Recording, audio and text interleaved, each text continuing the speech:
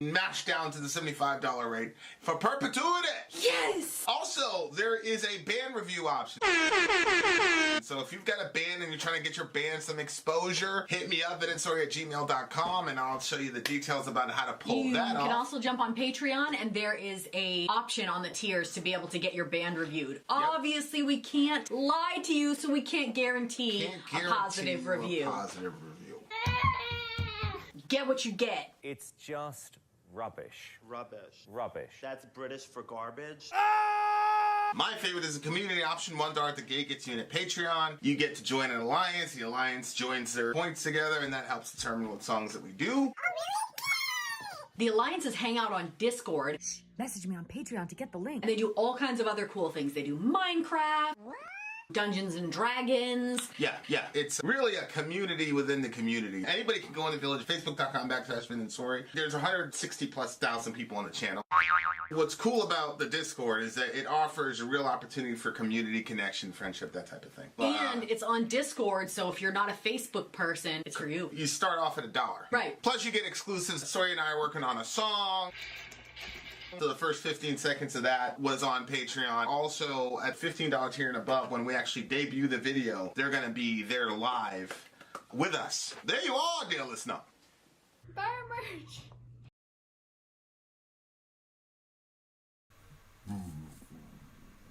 Buy our merch, indeed. A child shall lead them, and all that good jazz to buy our merch. All right, guys. I figured I would give people an outlet to ventilate how they feel about the inauguration, or to ask me literally any question that you have to ask me. So this is an Ask Me Anything.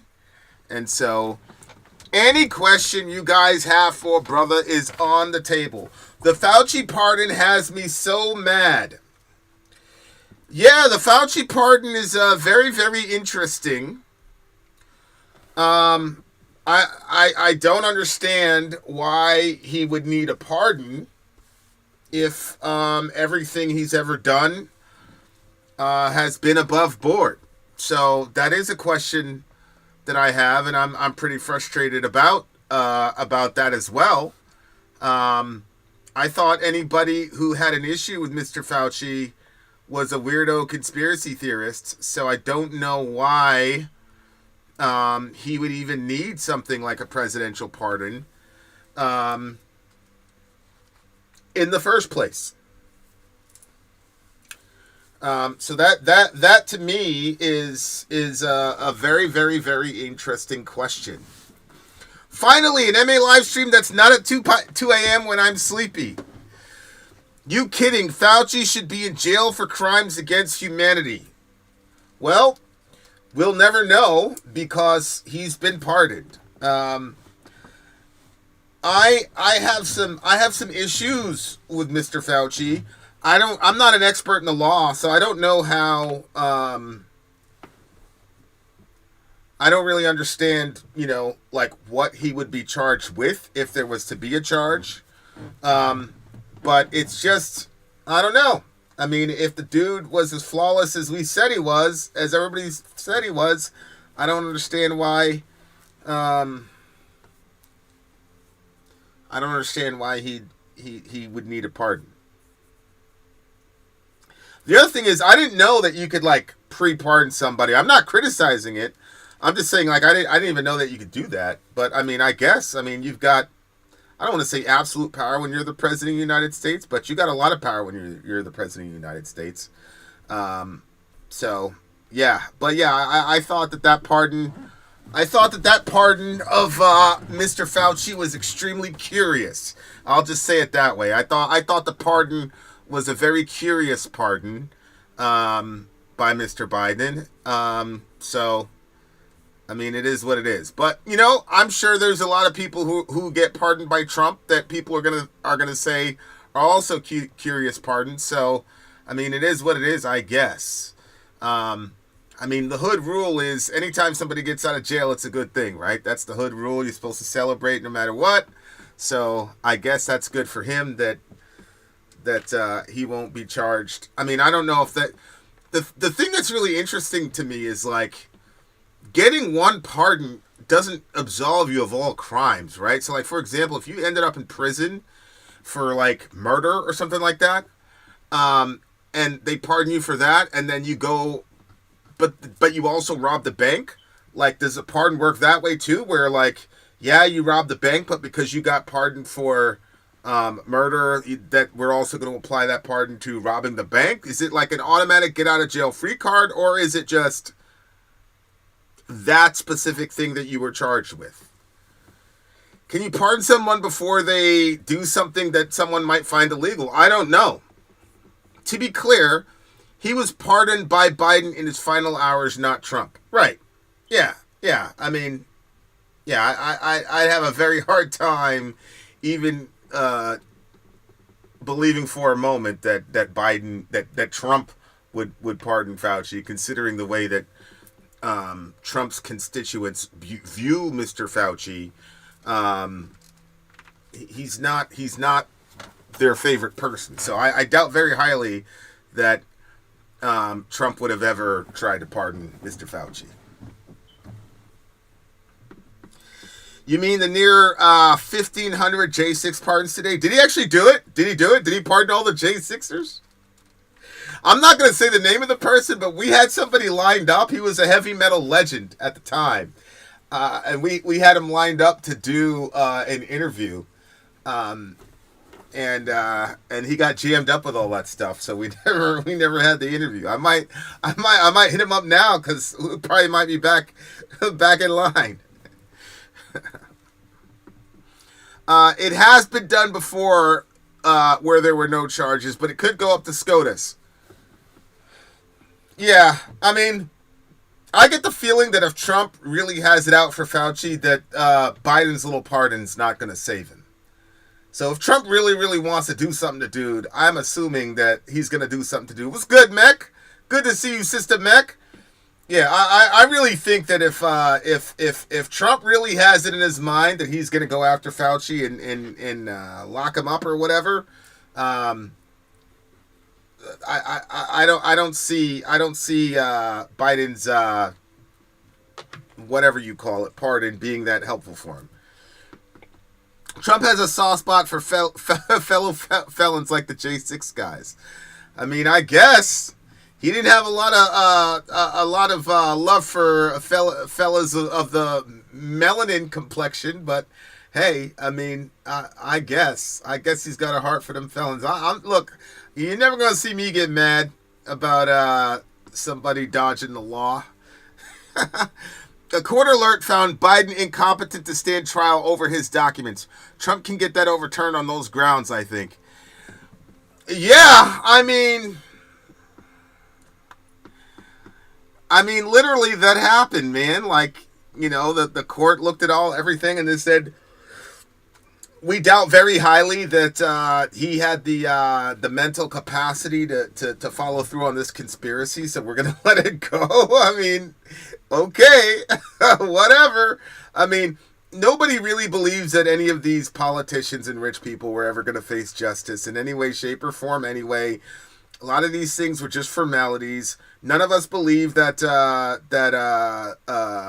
Hunter Biden was going to end up locked up or whatever. Nobody believed that Biden was going to allow that to happen. So, some of this is just, par for the course. We all know, none of us are surprised, I don't think. Fauci can also catch it in the States. Biden can only pardon federal crimes. Thoughts on the Musk salute? I'm inclined to be charitable and think he didn't intend for it to be that way. Dude is mega autistic. Yeah, supposedly he did a Sieg Heil thing.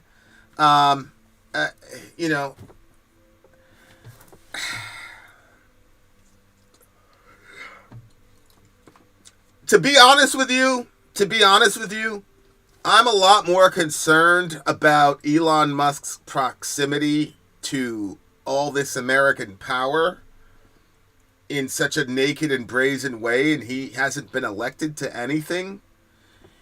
Him and Vivek are doing the Doge thing, which obviously I think is great, but again, like, we didn't elect you. There was no discussion about what role you would play during the election process. So I'm a lot more worried about, why is he around? I would love it if he would go back home now and stop being on calls with Zelensky and all the rest of it. I did not elect you, bro. So I'm not one of these people. I'm not very happy about all this concentration of power with the tech bros. I'm glad that, what's his face? That Mr. What's his name? The Facebook guy. I'm glad that he's no longer going to be policing my political channel so that I have to, I have to approve everything and my mods have to approve everything and all the other junk that we had to go through because of how crazy they were being. I'm glad about that. But as far as Elon Musk and Vivek and all these guys having all these powerful positions when they were not elected, I'm not a fan of that at all. So I don't care. I don't care about the hand gesture thing. Like, I don't care about any of the symbolism at all. At all. You know when I stopped caring about symbolism was when Barack Obama got elected. When Barack Obama got elected, I stopped caring about symbolism. So, I don't care about the Sieg Heil thing, if he did it or not, if he meant to do it or not, if he was trolling or not, I don't care. I'm not worried about that.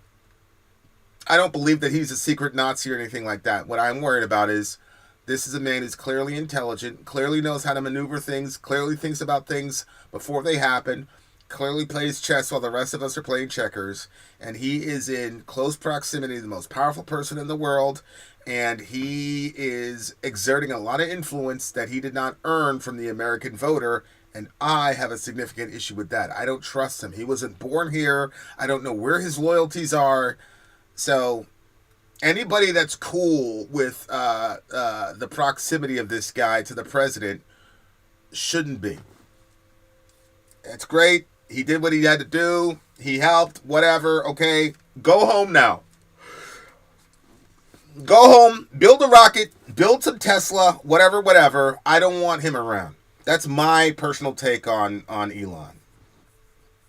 Vivek is looking at running for office in Ohio after an effective exile over his comments on American workers. Listen, I've got a black son, obviously, and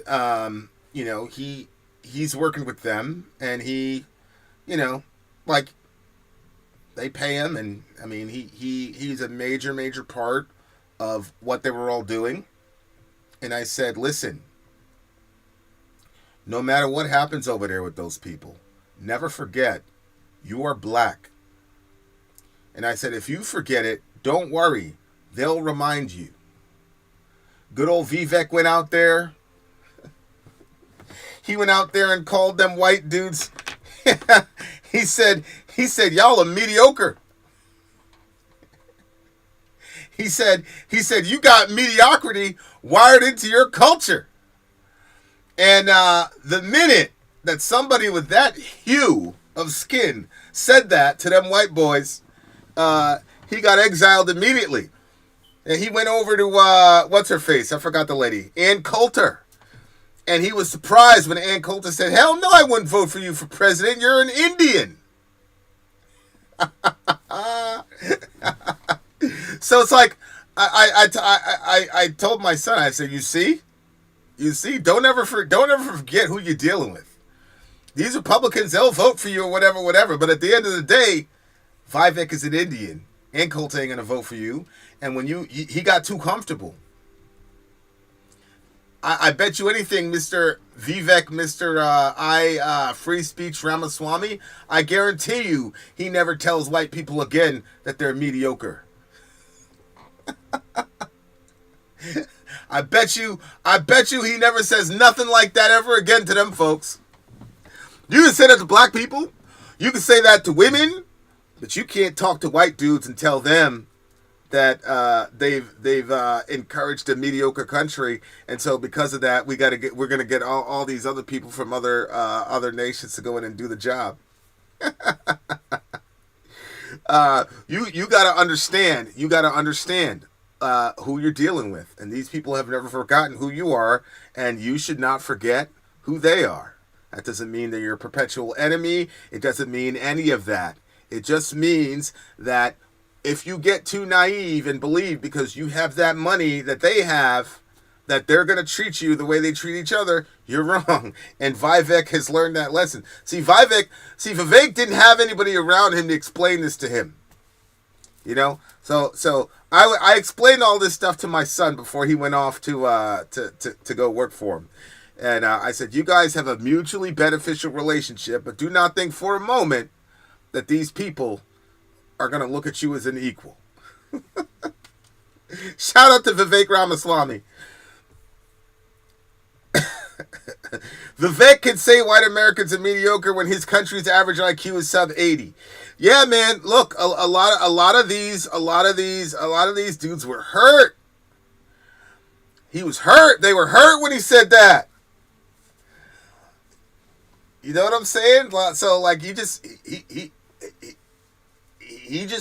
needs, you know, hey, people are who they are, man. Done with you. I thought I'd check in and see where you're at, but you're mixing logics. Well, good to see you, Deaf Knight, whoever you are. Have a good one. Vivek set sail across the Gulf of America. The Gulf of America. Yep. Vivek lost me long ago talking crazy about black pride and what we're not owed for slavery and Jim Crow. He needs to mind his business. Yeah, but you see, you know, Officer Tatum and the rest of them coons, they're not going to say nothing to him. You see what I'm saying? They're not going to check him on that. So he felt comfortable saying that among these all Republicans, but he got too comfortable with these white folks. When you're visiting somebody's house, you can never get too comfortable, dear listener. And Vivek, they were treating him. They were treating him like he was one of them because he had the money. You see, but you know, he crossed the line, and I think it's going to take him a year or two. It's going to take him a year or two to get back to his spot, but he'll be okay. He'll be okay. Yeah. Vivek, he'll be all right. Can Trump just change the name like that? I would have thought it would have to go through Congress and all that stuff. I mean, I don't understand what the problem is with Trump renaming it the Gulf of America. Like, I don't know what the problem is. I mean, we fit the bill for the majority of the Panama Canal. I don't have a problem with taking it back. Greenland looks like it would be a really strategic get for us, especially when you're thinking about China and Russia. Why we would have a problem with expanding like our country, especially in a bloodless fashion, I don't understand why people have a problem with that. So there's a lot of things like that like people are against. You know, like the Gulf of Mexico, Gulf of America, where I'm like, okay, but why is it bad though? Like, what's problematic about calling it the Gulf of America? Serious question. They're really treating him like a coon, not one of them. He was just too dim to realize. Agree. But a lot of coons really believe that these people respect them. See what I'm saying? So, I mean, yeah. Because it's been called the Gulf of Mexico since before America existed. I get it. But I mean, why would any American have a problem with that though? Like, how does that indicate that Trump is a bad person or he shouldn't have been voted for because it's now called the Gulf of America instead of the Gulf of Mexico? I mean, like what? I'm being serious. Like, what will it lead to? Like, what bad eventuality will of a necessity come from it being called the Gulf of America instead of Gulf of Mexico? Serious question. Why does America need to put their name on everything like a dog pissing the market's territory? That's a good question. I don't think that's an American thing. I think that's a Trump thing, right? Like, if Trump's giving off the money, he wants to make sure we get the check. If Trump is going to, like, save TikTok, he wants to make sure that TikTok puts a message out there. So that seems to be more like a Trumpian thing versus an American thing. My thing is, I understand why Trump is doing it as the individual. I don't understand why Americans would be upset about it. That's my issue. Like, why is it something where Americans would have a problem? I could see it's like people all over the place going, oh my God, here goes America again. Like, I get that. But like, as an American citizen, why is that problematic? Why is that something we need to shoot a YouTube video over? How does this indicate that he's a fascist, etc., etc.? You know what I'm saying? That's kind of where I'm coming from. Vivek is an American. He's born in the U.S. and doesn't hold another nationality, but y'all treat him as something different. I mean, it depends on who y'all is. I don't have an issue with Vivek either way. I thought he was interesting. I thought I've got a couple family members in certain institutions in the U.S. government, and I said, hey, what do you think about, disbanding this and just going with that? He's like, oh, he doesn't know what he's talking about, blah, blah, blah. And I'm like, yeah, but granted, you're part of that particular organization. So if somebody was asking me about another organization, I'd probably say the same thing. And then he was like, well, then why'd you ask me in the first place? Which is a good question. Yeah. Vivek to me is just a case study in people of color getting too comfortable. You can never get too comfortable. Can we get a salute like Elon? Yeah, I mean, apparently Elon did the Sieg Heil thing. I don't know. He holds another type of loyalty. That drama about foreign workers made it clear. Yeah, I mean, but I mean, what he said about the foreign workers, I mean, that seemed to me to be a very elegant way of simply cost cutting. Once you get to a certain place in a corporation, everything just becomes about cost cutting.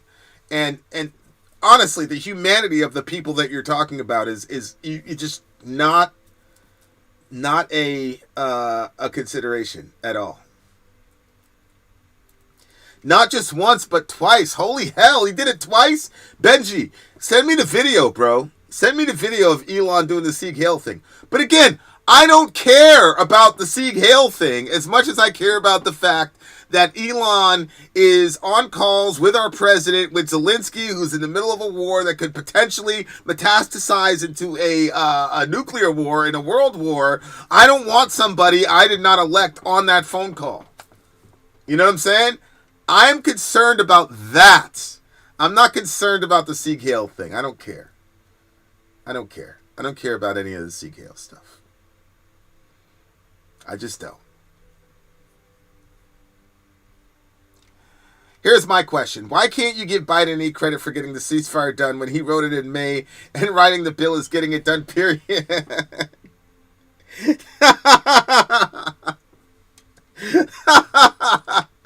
Yeah, I mean, yeah, well, I guess I should give Biden I guess I should give Biden the credit for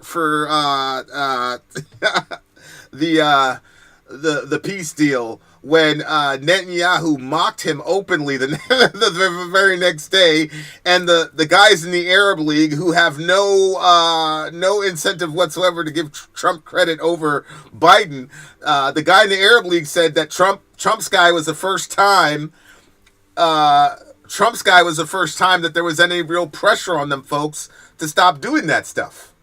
So I was if you're talking about like war, I was certain that Trump was going to be able to stop the Ukraine-Russia thing almost immediately.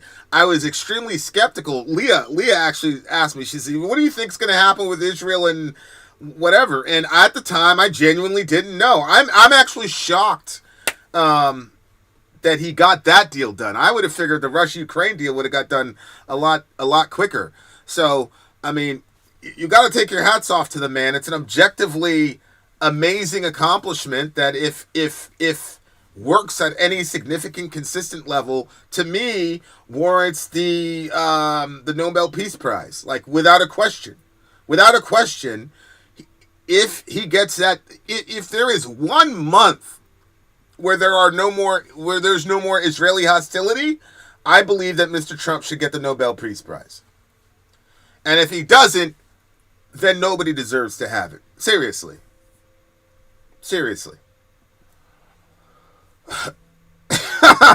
I'm not giving Biden credit for anything he didn't want that has no movement until someone else was elected president and sent an envoy. Correct.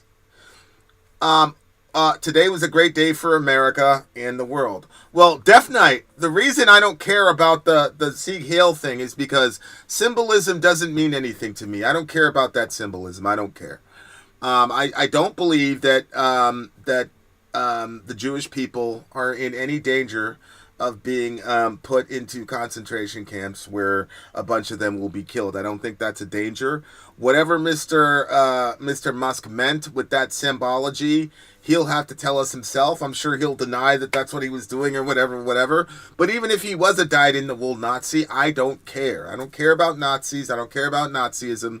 What I care about are policies. That's all I care about. All I care about is policy. Everything else is distractions to me. Turns out, if you put even a little bit of pressure on the Israelis, they'll bend the knee, which shows how incompetent and weak the Biden admin was. Well, to me, it's about, it's immoral. You can be incompetent, but a moral person will see what was happening to those children and not be able to sleep at night. Like, this is like we have so dehumanized these people. Like, we earmarked the death and destruction of these people. And as somebody who believes in God,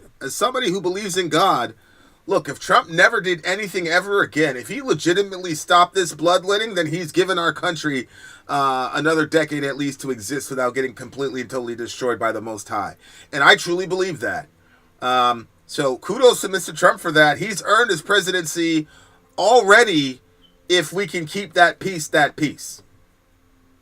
So, Death Knight says it happened before because of that exact attitude. No, that's not true, Death Knight. What happened in Nazi Germany in the 30s was not that the leader of the country stopped the genocide from happening, which is what Mr. Trump just did. So the fact here's my problem. Here's my problem, Death Knight, with people who focus on symbolism. Okay, I'm just going to be real with you. Let's say that Elon Musk is a dyed-in-the-wool actual Nazi, right? Now, if I ask Biden, how do you feel about Elon Musk being a Nazi? Biden would probably say, oh, this is terrible, this is horrible, we told you about fascism, blah, blah, blah, blah, blah, 1938, blah, blah, blah, blah, blah, blah, all right? But here's the problem.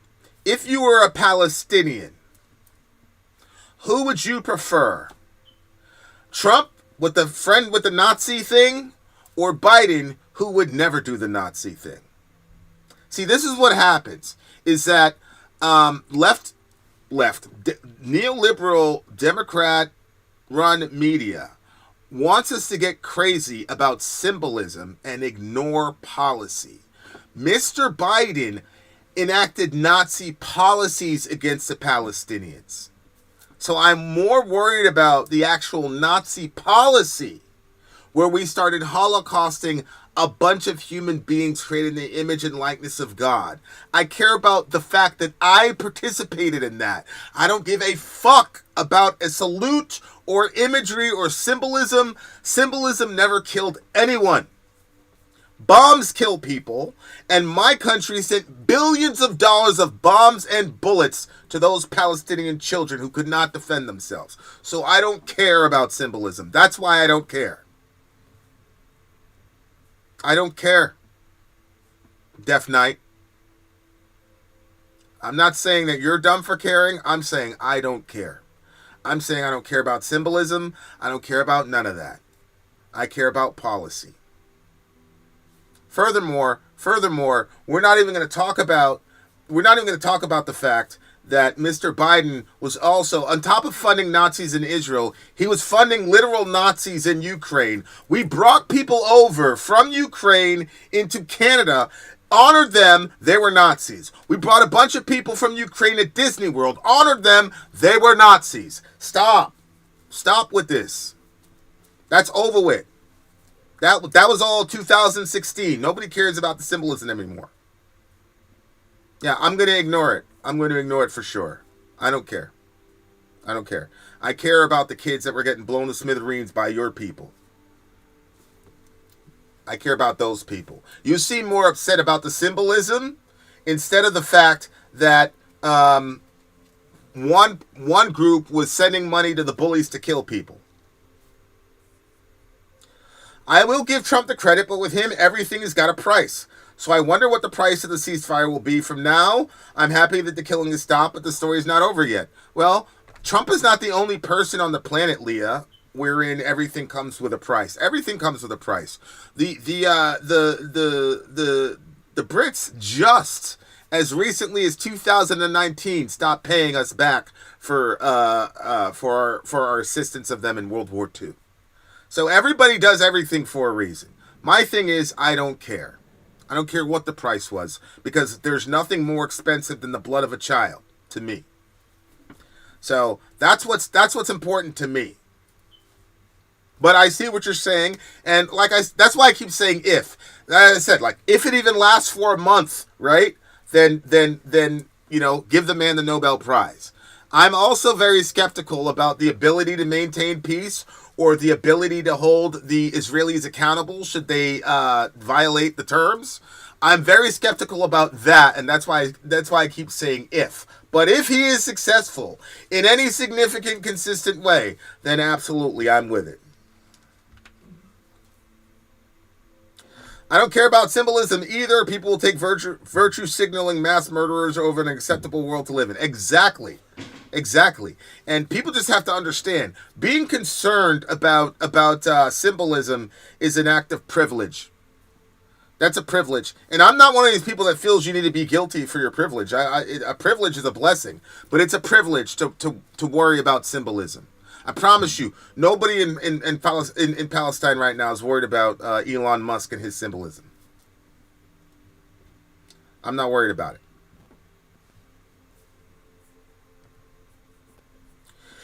Children die in every war. War isn't the way it never has been. I agree, Deaf Knight, but one person stopped it and another person perpetuated it. That's the difference.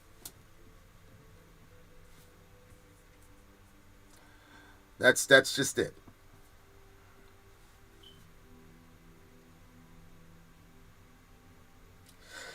Ein Volk, ein Reich, ein Führer. I don't know what that means. Something about the Führer, something about Hitler, something. Yeah, and ask me anything if COVID jab was a vax. Why did Fauci need a pardon? Yeah. If the COVID jab was a vax, why would he need a pardon? Probably because of the whole gain of function thing that he lied about and said he wasn't participating in gain of function research when we all know that he was. Here's my question. Would you rather be a privileged symbol of peace or a hated symbol of hope? Exactly. I would rather be a hated symbol of hope than a privileged symbol of peace. What gets me about right-wingers is they complain about Biden sending millions in aid to Ukraine because of the inflation in the economy, and yet they support Biden sending billions to Israel. If they cared about the economy, then why aren't they consistent with Israel? Well, I will say that Tucker and Candace Owens type conservatives were also not fans of sending all those billions to Israel. So I will give them that. It was a Nazi saying, one nation, one people, one leader. Okay. Well, I don't think that that's bad, right? You got one nation, like we're all one leader. That's good. And one people. What's the problem? No, Vin, they changed the definition of gain of function like they changed the definition of vaccines. Yeah, anybody who now says all the people that were like, and by the way, I don't lie about this stuff. Go back and look at all my old stuff during the COVID era. I was not pro Fauci, but I was oh man, you guys are conspiracy theorists, blah blah blah blah blah. So I'm not one of these people that's like a conspiracy theorist relative to Fauci, but the facts are there, and he was absolutely a participant in gain of function research. Among all the other horrible things he did to people afflicted with AIDS in the LGBT community during the AIDS crisis. But he obviously has something to hide. Did you see the video Trump posted about Bibi on Truth Social? No, I should be on Truth Social. And I always say that, and I never do. But yeah, I need to get on True Social. But no, I haven't. What did he say? Can you get me the link? Somebody get me the link. Do you really think Palestine and Israel is over? Blah ha ha. Well, I don't know if you were around during the Jenin massacre when the Israelis massacred all those Palestinians in Jenin. I know that the war isn't over, but the children of Palestine are going to be able to get some respite. I know it's easy, Mr. Knight, whoever you are, for you, but these people have been getting starved out, dying of thirst, and other horrible diseases that comes with siege warfare. And so I'm happy about that. You apparently, you're more broken up about Elon Musk. You're more broken up about Elon Musk and what he did apparently, but you don't seem very broken up about all them dead Palestinian kids. You and I just have different priorities. You know what I'm saying? But if your guys' strategy is to resurrect the Trump as a Nazi thing again, I'm sorry, but all the Ukraine stuff kind of desensitized everybody to the Nazi stuff. Because you guys had literal guys that had swastikas and shit on their patches going to war. So that doesn't really affect me that much. Did you see Trump saying that Spain was a BRICS country?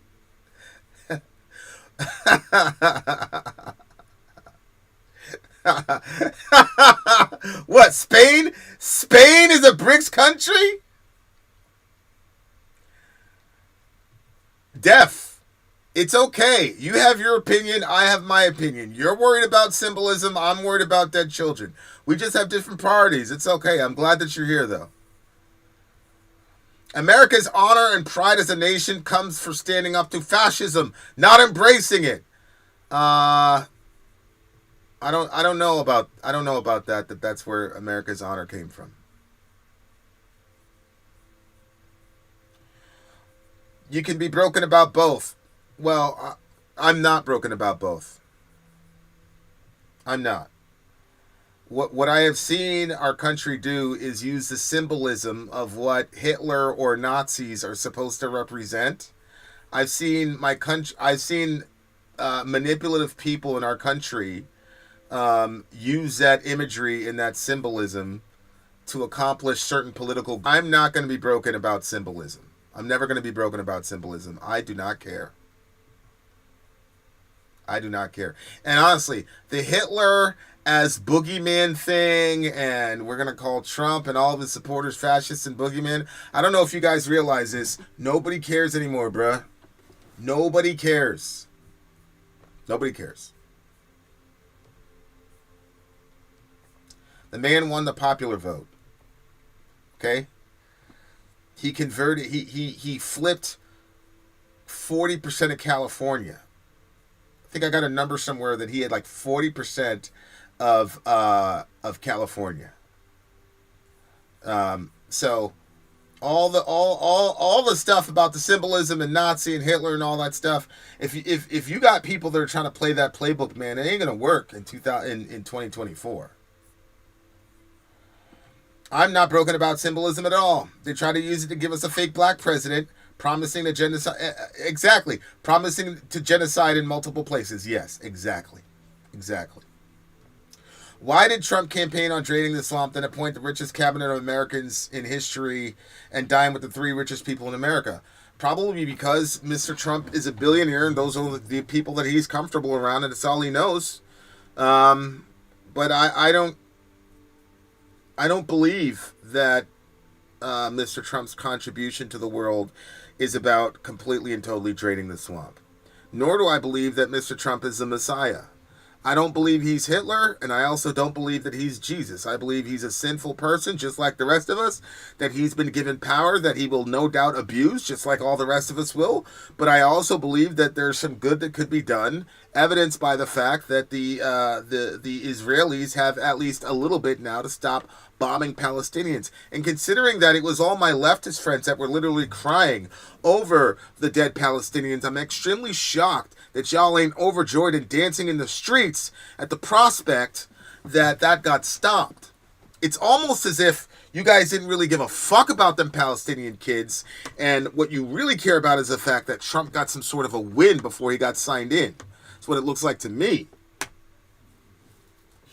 Or it looks like the fact that your way of reconciling your cognitive dissonance and voting for a party that was continuing a genocide was that the other party was going to continue the genocide too, and now that the other party stopped it before he even got sworn in, you're left holding the bag supporting a genocidal maniac, which would make you the bad guy, and you don't want to deal with that because you've been judging this other group as a bad guy the entire time. So now you have to minimize the greatness of what happened because it leaves you holding the moral bag, and you've been judging Trump and his supporters for the last 8 years, so you can't do that.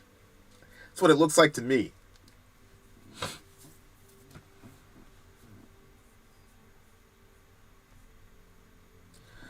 So if Trump can pardon 1,500 J6ers, can the next president, if he's a Democrat, pardon all the illegal immigrants that are imprisoned? Well, sure. I mean, listen, I would pardon every illegal immigrant if we could get Fauci on trial, because I think Fauci's probably got more bodies than all the rest of these people combined. But yeah, they can do that. I understand why Mr. Biden pardoned his son, but considering Biden was the main progenitor of the crime bill, it is seriously ironic, I will say that.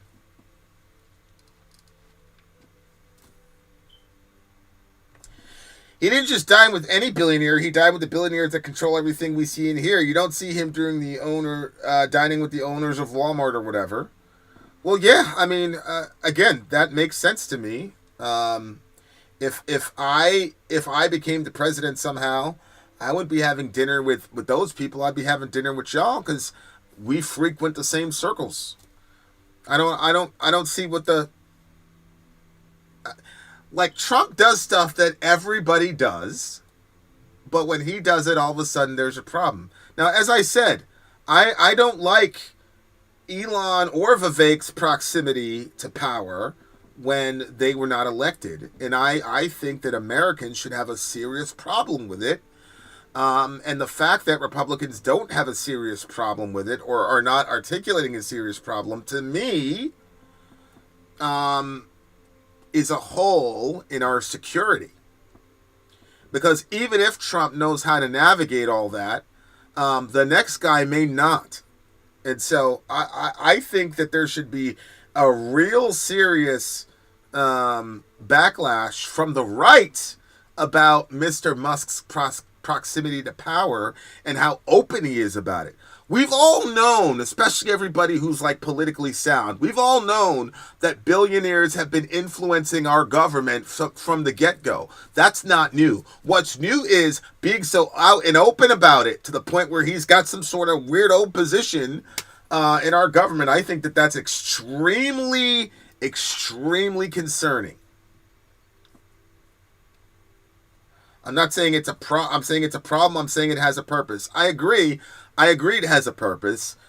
Trump has his purposes for America and personally, and all those people have their own purposes. And if any of us believes that Elon or Bezos or Zuckerberg, if any of them believes that they're doing what they're doing because they wanted to rescue free speech, is crazy. It's crazy to think that.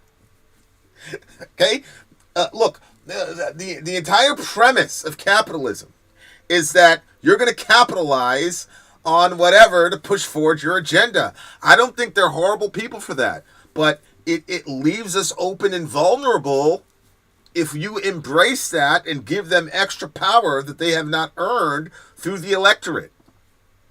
And the fact that nobody on the right even seems concerned is a real problem for me.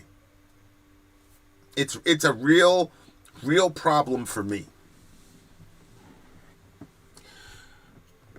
Biden pardoned because Trump will go on a retribution binge. He is the most litigious person before he became president. He enjoys ruining people's lives through courts. Biden did the right thing. Well, DVK, I disagree with that. Well, I don't disagree completely, DVK. I do... Look, can we be real? The Democratic Party, I'm not saying leftist, but the Democratic Party has used the DOJ as a means by which they are going to interfere with the election of President Trump. They did it the first 4 years of his presidency with the Russiagate nonsense, and nobody got held accountable, and it was all a lie. But they did it because they laughed at the prospect of him being the president. They didn't think it could happen, which tells me he's legitimately an outsider. And when it actually did happen, you had a bunch of people before this man was sworn in saying, we're not going to let this happen. And I don't give a fuck if it's a Republican, a Democrat, an independent. You cannot have unelected leaders or you cannot have some people in the government undoing the will of the people through litigious means. Russiagate was a complete and total farce, and it was only there to correct the mistake of Trump being elected. That's a fact. It's a fact. And then they try to use the DOJ to make it so that he would never be able to run again. I thought it was so crazy listening to all these people after Trump got elected talking about, Merrick Garland, you're terrible, blah, blah, blah, blah, blah, blah, blah, blah, blah, blah. This man won the popular vote. And all I heard from my leftist friends and my Democratic friends was how horrible Merrick Garland was for not locking this man up, which tells me you didn't even want him. You didn't even want the people to be able to decide for themselves who they wanted as president. And to me, that's completely unacceptable. For them to do that and then talk about democracy was crazy to me. It was crazy. Def says, I'll pray for you. Peace and love, brother. Yeah, that's right. I got nothing but peace and love for you too, baby. Pray for me. I might be crazy. You've blinded yourself to the thing you claim you're against because an evil man made you promises as if he's going to keep them. Def, I don't know how you could possibly say that about me. What promises has Mr. Trump made to me?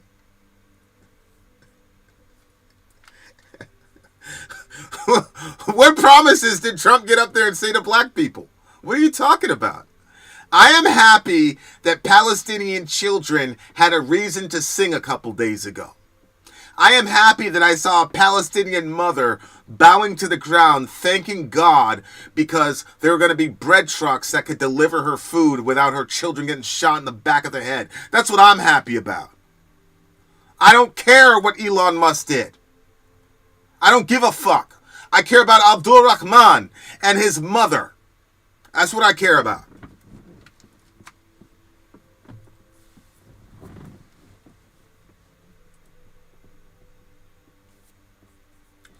They were begging for pardons because they know they engaged in conspiracy, corruption, and more shit. They obviously did. They obviously did.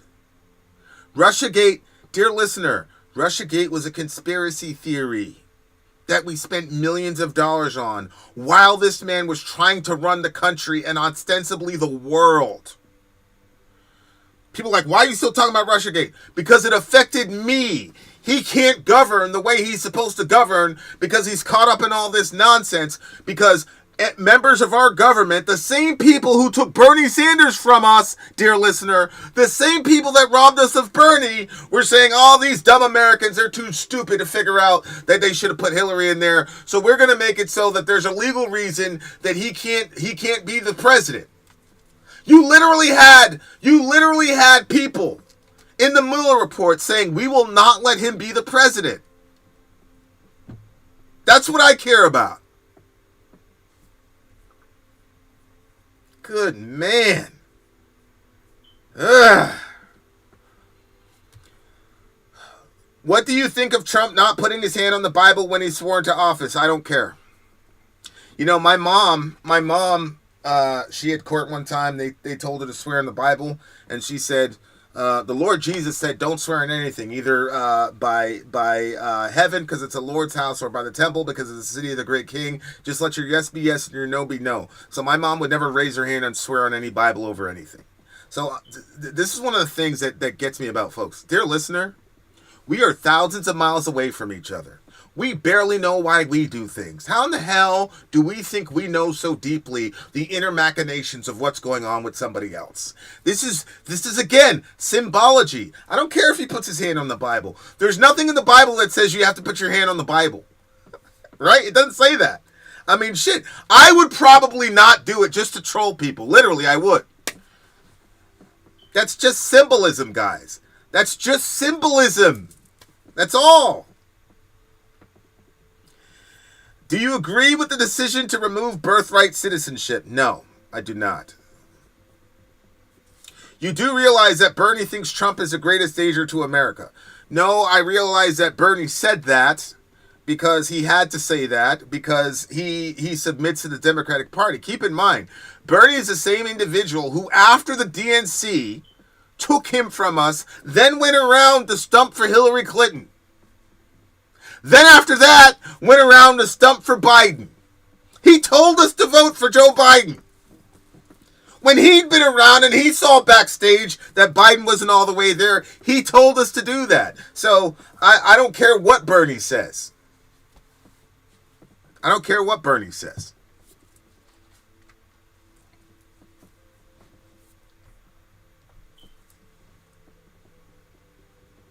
Your anger about Palestine is admirable, but this, you're here? What are you talking about? Aren't you angry about what happened to the Palestinian kids? Didn't that bother you? Didn't it hurt you that all the moms had to go and identify their kids by picking up their arms and saying, oh yeah, I remember when he got the scar here, and all that's left is the kid's arm? Didn't that bother you? What were you looking at? It bothered me a lot. I saw the little 7-year-old girl telling her 5-year-old brother to stop crying because they want to see you cry. Don't cry, be strong. Yeah, that got me real angry, bro. That really got me in my feelings. It really did. As you can see, I'm not over it. But the symbology, I don't care. I don't care about the symbology.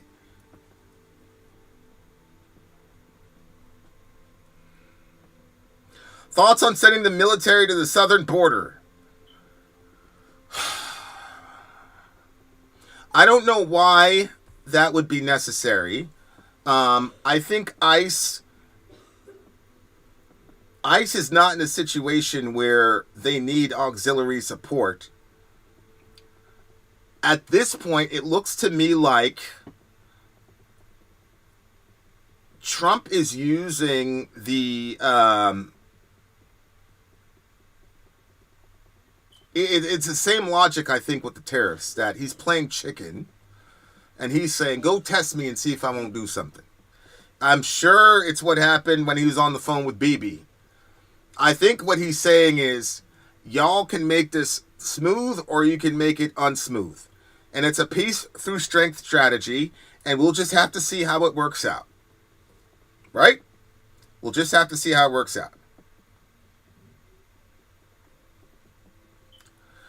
I got called a fool for refusing to vote for Harris because of her stance on Palestine. Lost another friendship of over a decade. She said Trump would do worse. Guess she was wrong. See, this is I got a real problem. I got a real problem with that, because I also had people in this room saying, well, what do you think Trump's going to do with Israel? And it turned out that Trump was way better on Israel than any of us even thought. And instead of us saying, you know what, I was wrong there, we're just going to stay with our ego and let our egos cost ourselves a friendship. People who thought that there was going to be an equivalency between the way Biden handled Israel and Trump handled Israel were deathly wrong. And you should be happy that you were wrong. You should be overjoyed. If your concern was about the human cost of what was being done to those people, then you should be over the fucking moon. But they're not. And that's very confusing to me. Very confusing to me. If Trump was such a great businessman like he brags, why has he gone bankrupt 6 times? If he's so rich, why is he hawking Trump guitars and crypto, etc.? He's like a child, a baby, vindictive, and he's got ugly character. Well, he's the president of the United States of America, and so I'm not going to disrespect my leader. The scripture said, you shall not speak evil of a ruler of your people. From a biblical perspective, God placed Mr. Trump in office, and as such, I'm going to respect him. Now, I don't know how I would react if I had all the power and money that Mr. Trump has access to. I don't know how I'd react. I know how I would like to think I would react, but I don't know. So, I'm not going to say much about Mr. Trump's character. The point is, that man is a president of the United States of America. His job is to fix the economy and to protect us against enemies, foreign and domestic, and to protect the world from us as well.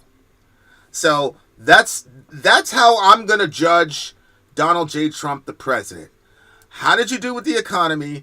How did you do with defending America? And how did you do with defending other people against American aggression? That's all I'm judging him on. All the other stuff, other people can judge him on. Cool. That's fine. And I'm not saying it's not important.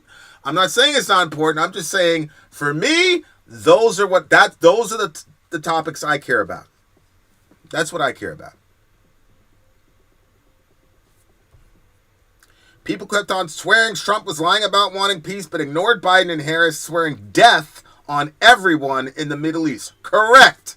Harris was begged to at least pretend to fight for a ceasefire, and she kept repeating the Israel BS about the hostages and unconditional support for Israeli military efforts. And she sent Bill Clinton down to Michigan to tell those people in Michigan that the reason that those Israelis were putting sniper rounds in the back of those Palestinian kids' heads was because of Hamas. Good night.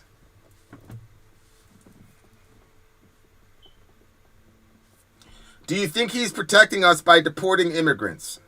Well, he's not deporting immigrants. I'm an immigrant myself. I was born in Jamaica. What we're talking about are people who came into this country illegally. Now, if you know my policy is an open border. Because I'm a Christian and that's what the Bible says. The problem is there are some severe practical ramifications to my open border policy, and I'll tell you right now, I don't have a solve for it. I cannot blame people who say these people are some of them are committing crimes, and they are. I mean, that's just a fact. Some of them are taking the they're operating with government funds that could go to American citizens. That's a fact. If you ask me to vote, I'm going to vote to let them in because that's what the Bible says. I can't find a biblical reason to not let them in. That's me. But as far as if I didn't have the Bible, of course, because you only have X amount of resources, X amount of land, etc., etc., etc. Right? So I don't think the immigration thing is complex. I think the immigration thing is I don't think the immigration solve is a simple solve. I think it's a really complex solve. I think I look at immigration the same way I look at gun control, which is to say, if I could snap my fingers tomorrow and kill the Second Amendment, if I thought that would save us from all this gun violence, then I would do it. But obviously we know that that's not going to solve the problem. The most I can say is, well, it's a mental health issue. But even if you say it's a mental health issue, our right-wing friends will not socialize at least mental health care. Probably the solution is stop making places like Mexico, Venezuela, etc. such a hellscape that people have to risk their lives and the lives of their children to come over here. But that's as much as I can give, and who knows how long that would take. So I have no solution for the immigration policy at all. I understand the Republican argument. I also understand that the Remain in Mexico deal was a good deal, and Biden immediately came and upended that because Trump initiated it. And then what he did was he opened the floodgates so much that he converted people like Anna Kasparian and others to say, holy shit, this is too much. That's one of the lessons that I really wish that some of my blue inclined friends would think through. You guys swing the pendulum so far that the backlash is going to be, and it's as if people don't think through backlash. It's like, oh, the House just passed this anti-trans bill in sports. What did you think was going to happen? So, yeah, like I'm for biblical borders, metal enthusiast. I definitely understand why you would be scared for your family, for sure. I completely get that. You have every right to be, and your friends. I don't know what the solve is at all. I don't know what the solve is. What do you think about Trump declaring the cartels as terrorists? Oh, well, I mean, they are terrorists. I've had explained to people that, the whole ISIS thing where they'll chop your head off on TV. When I was sitting down in training, we didn't watch a lot of ISIS videos. We watched the cartel videos because the cartels were the guys that originally did that shit. The cartel, see, the Islamic terrorism was, we're going to hijack your plane, we're going to blow up your plane. That was the main thing. They did not take people and chop their heads off on camera. That was the cartel.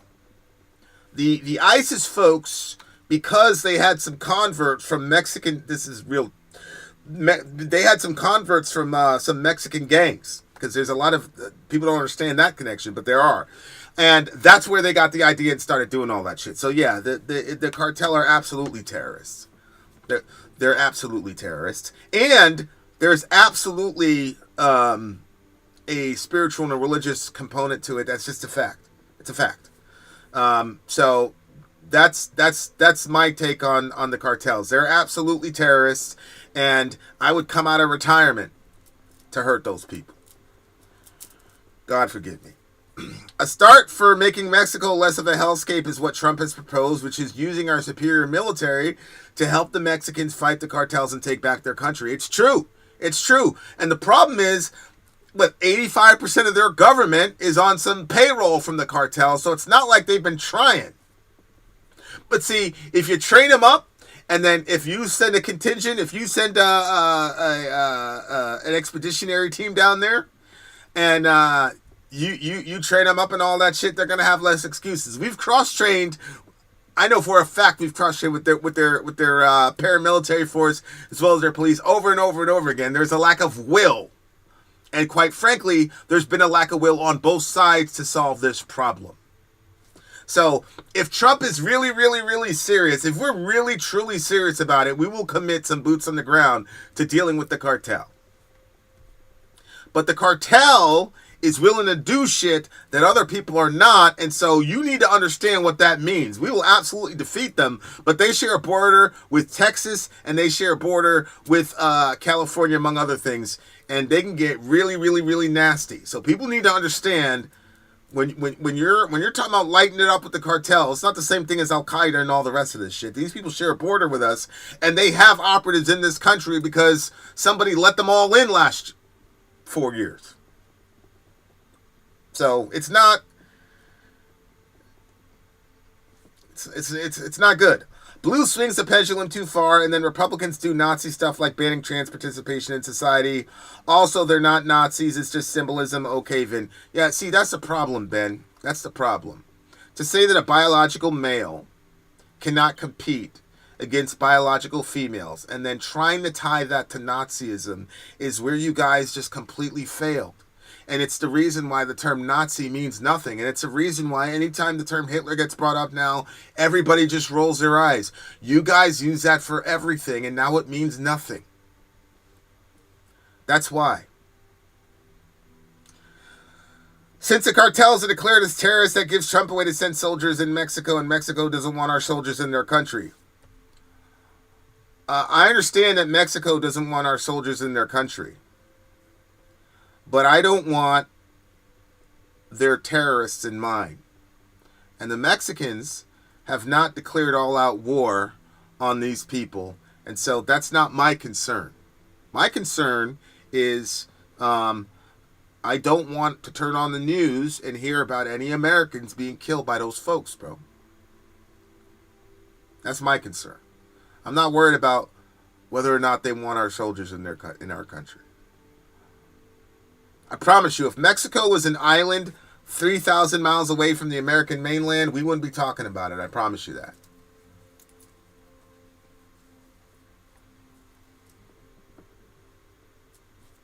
So we will invade Mexico then. Well, I don't think it's an invasion. I don't think you can call it an invasion.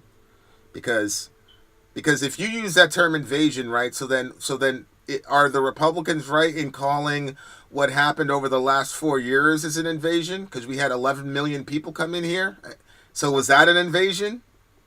Did they invade our country? Because I promise you, we're not going to send 11 million soldiers over there, right? We're not going to send 11 million soldiers over there. But they did send 11 million people over here, right? So is that an invasion? So I don't think that term is helpful for the purposes of these discussions.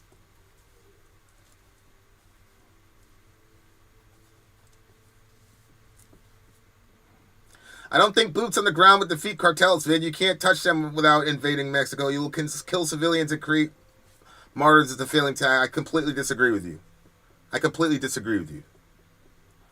The thought structure around them are completely different from the thought structure around Islamic militants. People who die in a cartel war in Mexico are not looked upon as shaheed or martyrs or anything like that. And my other thing is what is the solution? The cartel is already a paramilitary outfit. I mean, they literally train just like Al-Qaeda and the rest of those people train people. So just because their aims are monetary and not religious doesn't mean we should look at them as anything different from Al-Qaeda and all the rest of it. Hitler ran a campaign against minorities, against immigrants, claiming they were stealing jobs and tax dollars, claiming they were poisoning the blood of the country, exactly the same as Trump. Okay. Collins lost. How many billions of dollars did Trump give to a country that was currently genociding a group of people?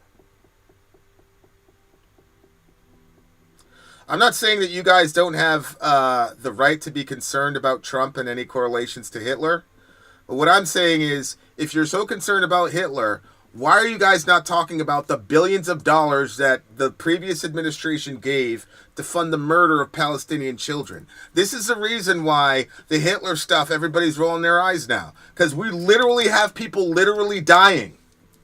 We literally sent billions of dollars to kill those kids.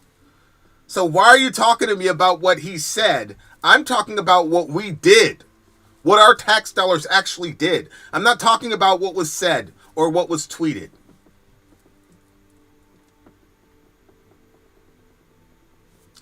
There's going to be war. Just wait. Morbid Angel.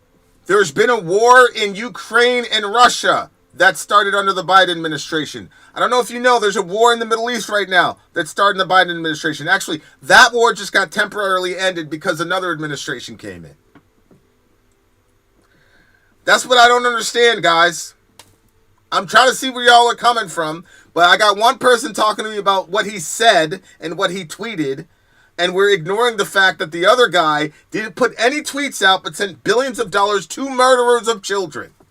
Please deal with that directly.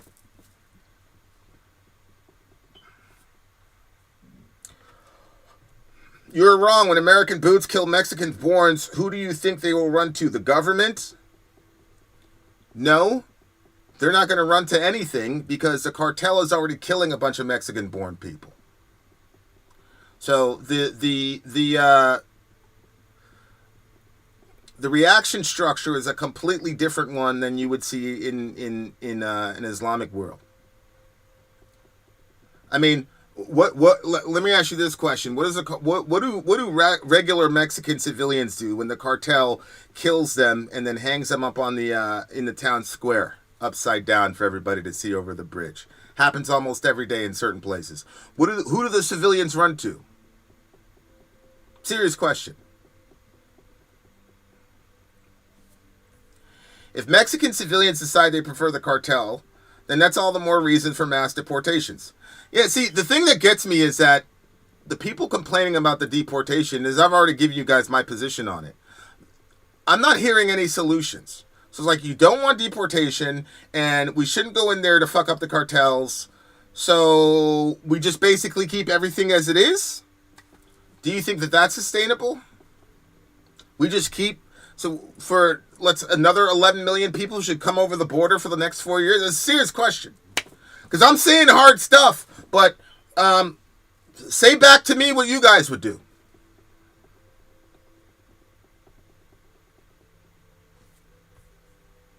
We tried this hundreds of times. Who do you think created the Sinaloa cartel? It's not completely true to say that we created the cartel. No, we have not tried this hundreds of times. We have not tried this.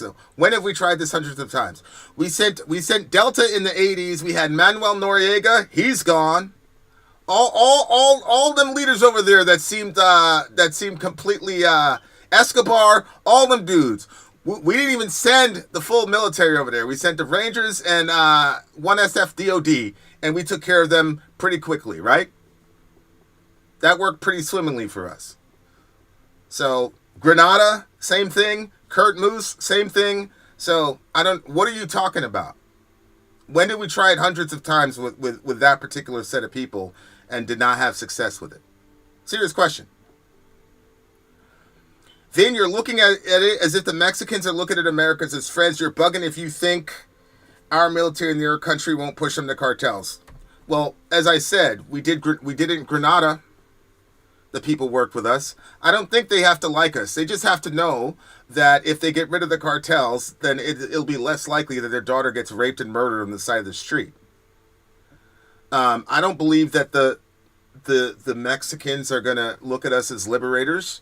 I think your average Mexican civilian is absolutely terrified of the cartel.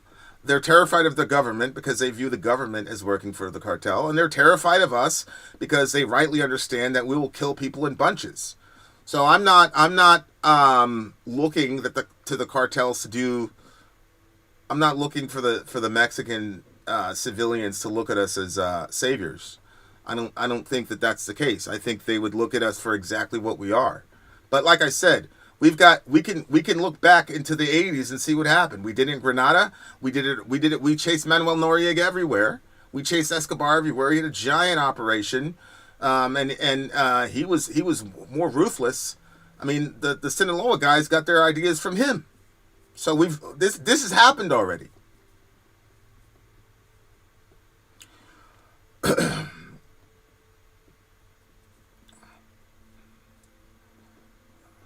That you're not understanding me. What I'm saying is, if the cartels believe that they're going to have to go up against the United States military, they're going to change their tactics. We've seen this already. Nobody believes that we're going to stop all crime and end all crime, but what we do have is a deterrent based on their value structure. The value structure of an Islamic terrorist is ideological and not material. The value structure of a cartel operative is material before it's ideological. And that's the reason these guys change teams so much, and that's the reason why they operate with governments and don't operate with governments and betray each other and do all the other stuff. So the value structure is different. Neither Obama nor Biden had any will to temper any of their drug, human, or labor trafficking, and they allowed them to get immeasurably more powerful. That's correct. And again, I just have to say, okay, we're not going to go in there and fuck with the cartels. We're not going to deport illegal. So what are we going to do then? What are we going to do over the next 4 years to solve this problem with the crisis at the border?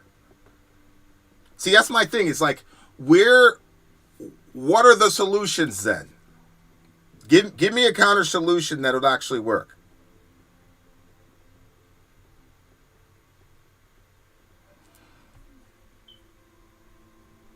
Just got here. Who do you support? I support humanity. I support human beings. I support the Lord Jesus Christ. That's who I support. I'll tell you what, if Mexico says they don't want America to invade and we still invade, I will 100% side with Mexico and treat it as another Vietnam. Well, that's ridiculous. They're completely different. Now you were saying threats. Earlier you said boots on the ground. My arguing wasn't on change of tactics. I'm not debating using mental games. I don't know what you're saying. Well, I didn't know you were for deporting him. What do you mean by threats? I do think that they would interpret Americans loading up and saying we're going to take out our cartel as a threat. I do believe that. I also believe that I know that the average Mexican civilian is terrified every day, and they're not terrified about us. They're terrified about the cartel. I also believe that if the cartel really thought that we were going to go and get busy with them, that you would see a rise in a lot of forced conscription into the military. But I'm not hearing solutions from anybody else. Like, what's the solution? If we could take the cartels out of business, if we could significantly hurt the cartels over there, then I think that a lot less people would be going from Mexico to America, don't you? ERS versus IRS, who wins?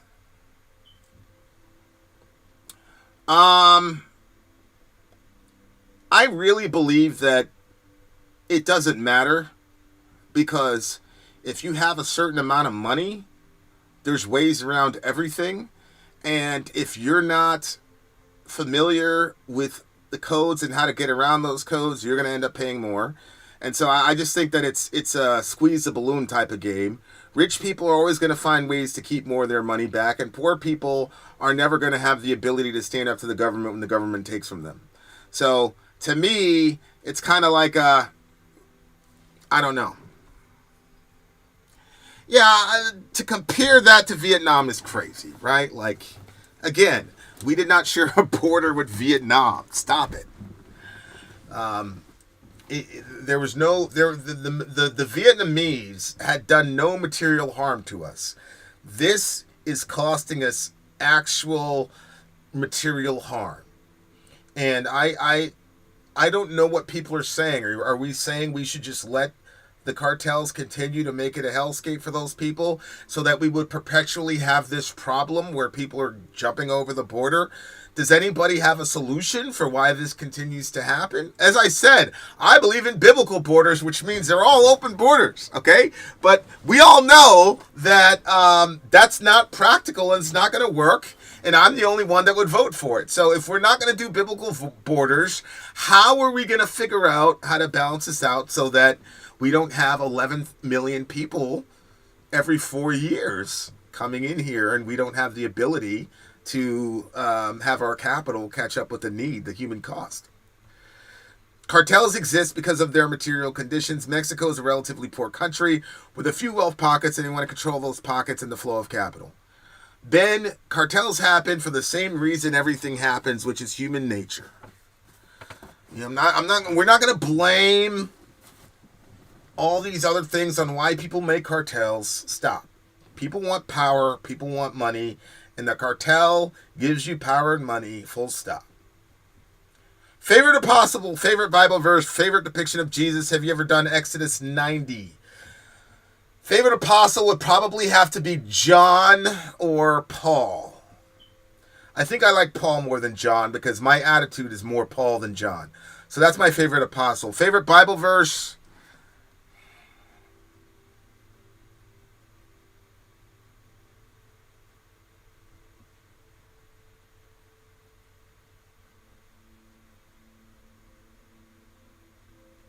Favorite Bible verse?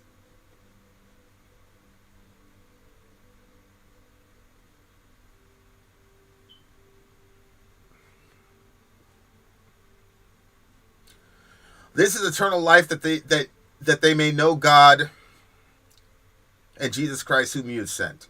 In John chapter 17. Now this is eternal life that they may know you, the only true God, and Jesus Christ whom you have sent. Yeah, that's my favorite. That's my favorite. I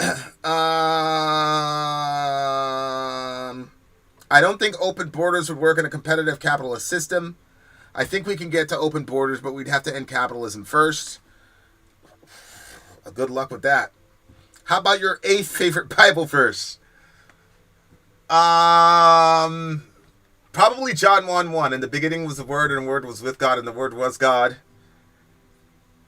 All things were made through him, and without him nothing was made that has been made.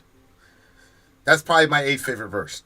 Vin, do you think it's weird that the biblical description of the New Jerusalem has its roughly 2/3 the size of America? You think God could do better than that? Well, and it's also a perfect cube. I don't think that the numerology in the book of Revelation is supposed to be taken literally, and that's because it says so at the beginning of the book. It says, the revelation of Jesus Christ, which God gave him to show his servants the things which must soon take place. The word for show is a Greek word seimino, which means to speak in signs. So I agree and disagree with you, Benji.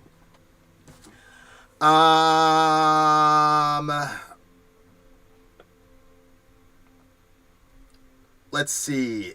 Cartels already exist now. Do material conditions need to change? Sure. But more money there won't magically get rid of a paramilitary organization. The other thing, too, is that once you develop a paramilitary organization, in order to keep that running, you have to create a culture that necessitates it. That's one of the things that's always horrible when you're talking about occupying forces, and that's why one of your most underquoted military doctrines is that we do not want to be an occupying force because of that reason.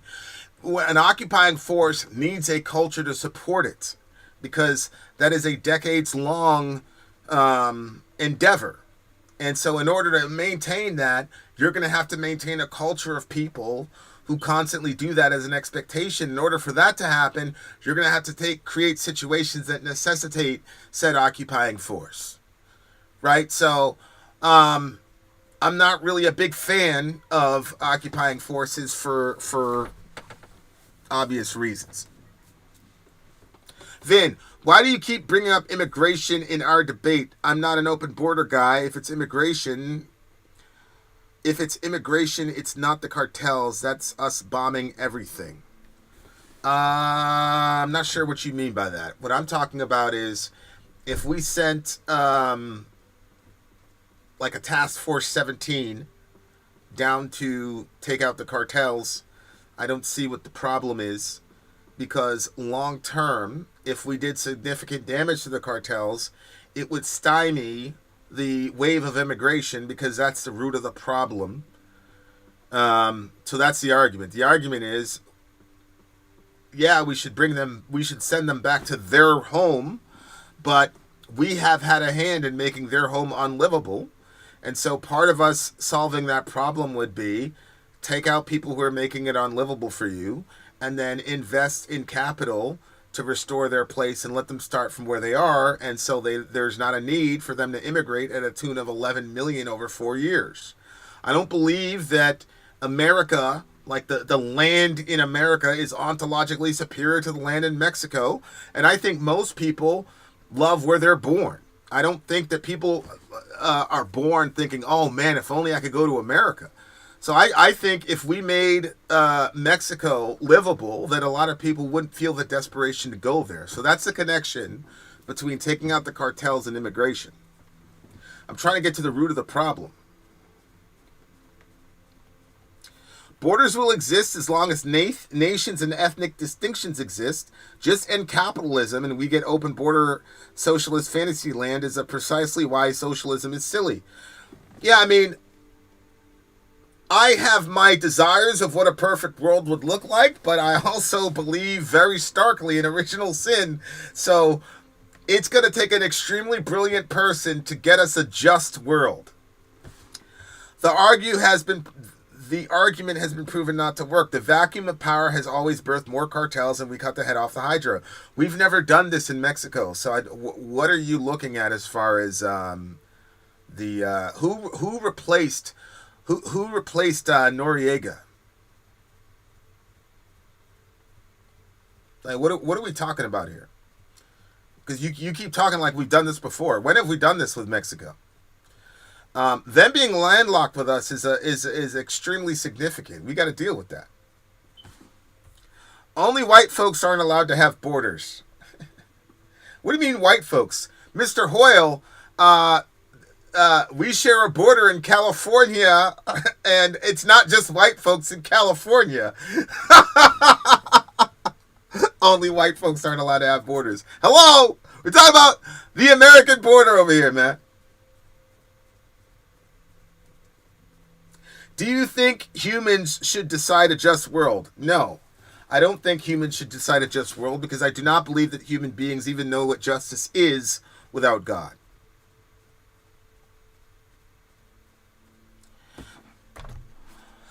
Yeah, and was Endara anything like Manuel Noriega? Was he anything like him?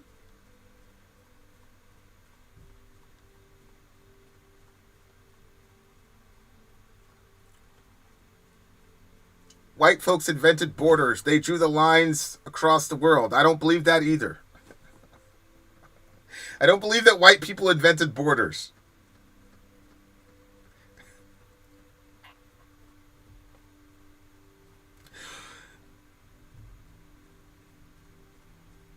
It isn't a step at all, because Blut und Boden is real and distinctions between capitalists and labor are arbitrary.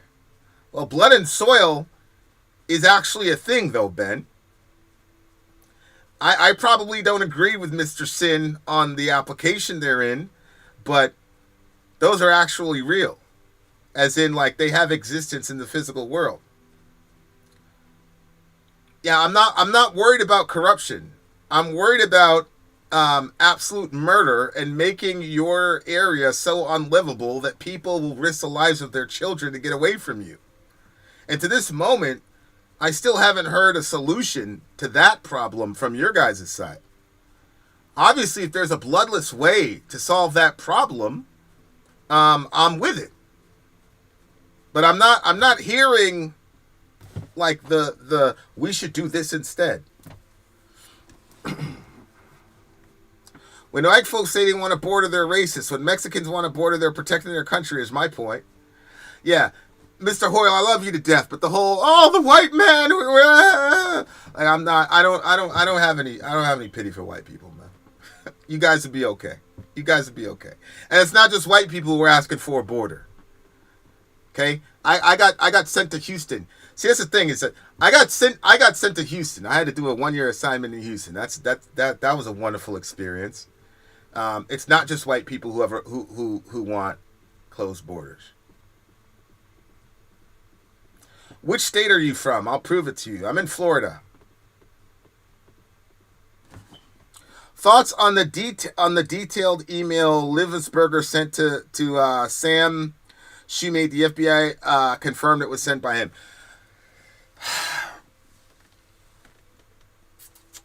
So the guy that we did the 4th Psychops group is located in Fort Bragg. The dude that did the car thing where he killed 15 people, Fort Bragg. The dude that sent the letter and blew up the Tesla, Fort Bragg.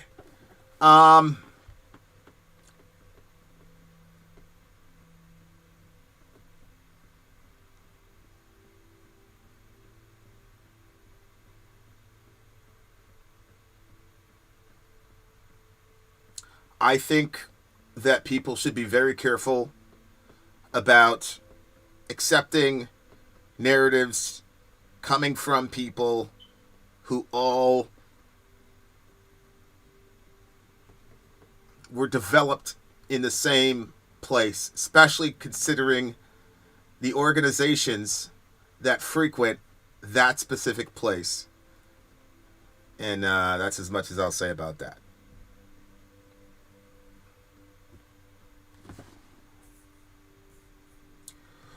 Just because we didn't do it in Mexico doesn't mean we haven't done action similar to South America. What happened after Escobar, I don't know whose side is. My argument is just that Boots hasn't.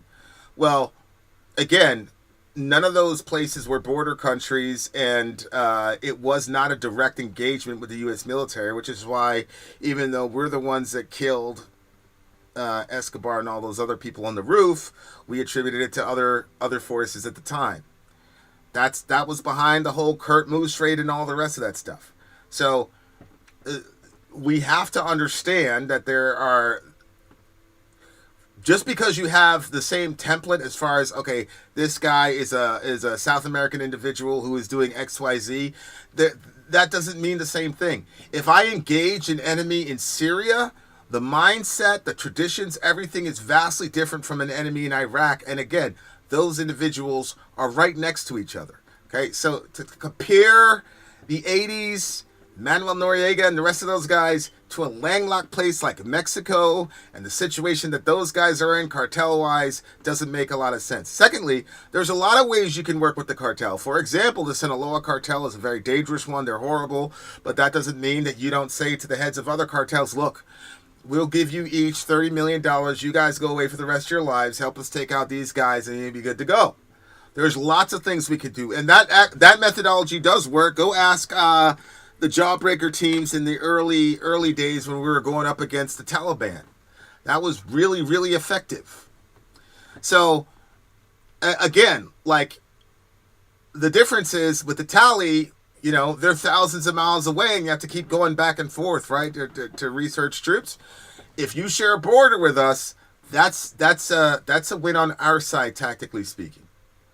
But again, what I want to know from your guys' perspective is, what do you think will solve the problem? Like, this to me is a very messy, bloody way to solve the problem. What is your solution to the problem is what I'm saying. Vin, isn't it crazy that the hippie movement was a way to make legit anti-war movements look ridiculous? It's just like modern infiltrators like Canada with a swastika guy at the trucker protests. Well, I mean, I wouldn't say that the entirety and that every hippie was doing that. What I do think that our intelligence community is very gifted at is taking the strength of the enemy and turning it into a weakness. That's one of the first things you learn, and it's very, very important to learn that lesson.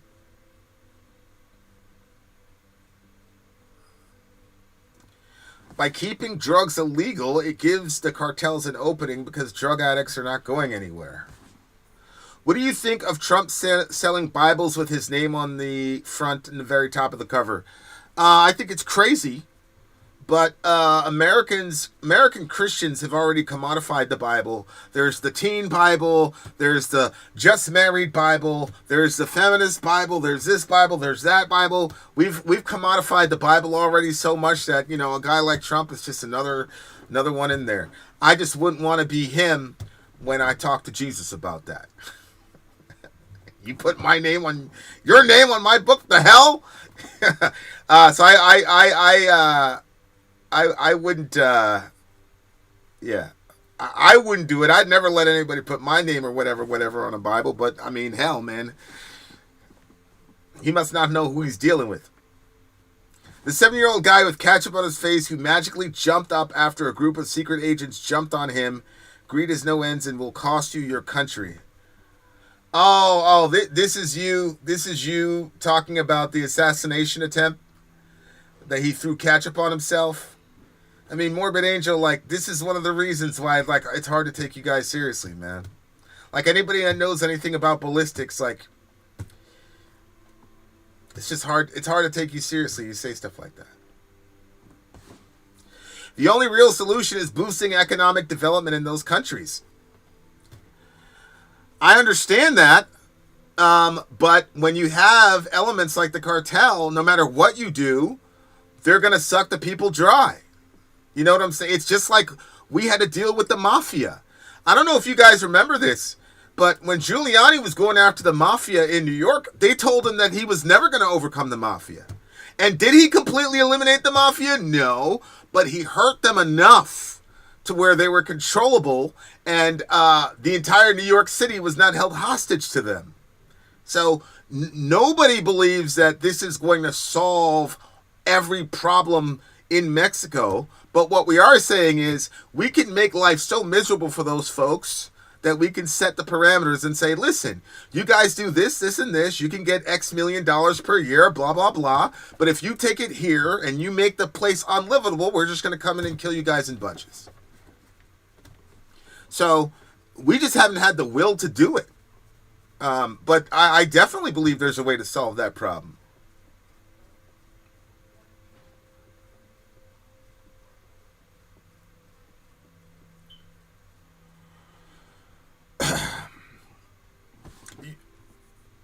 We can't boost other countries. We have embargoes to handle.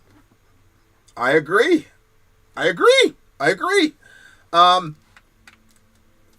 But we look, you can go to Mexico and you can say, listen, Sinaloa, whoever you are, you need to degrade your operations by 30% so that these people can live.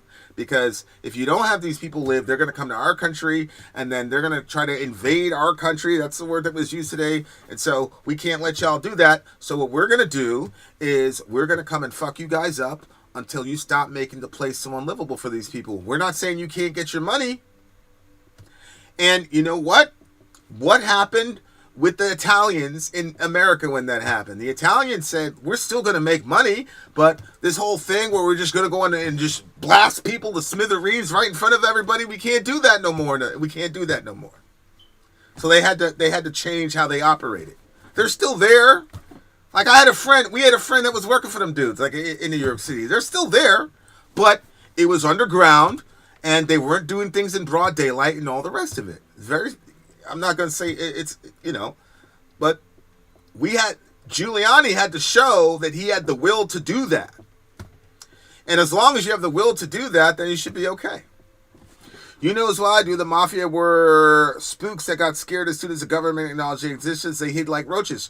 They did not initially hide like roaches. John Gotti did not initially hide like a roach. I was in New York. Those guys were walking around like celebrities, bro. They were walking around like celebrities. That's untrue. They were daring the government to do something to them. And that's when the whole RICO thing got stood up and all the rest of it. Like, Giuliani did his homework, figured out what RICO was about, and he put a significant dent into that crime family. So you actually do have a proof of concept. We don't need to get rid of the cartel.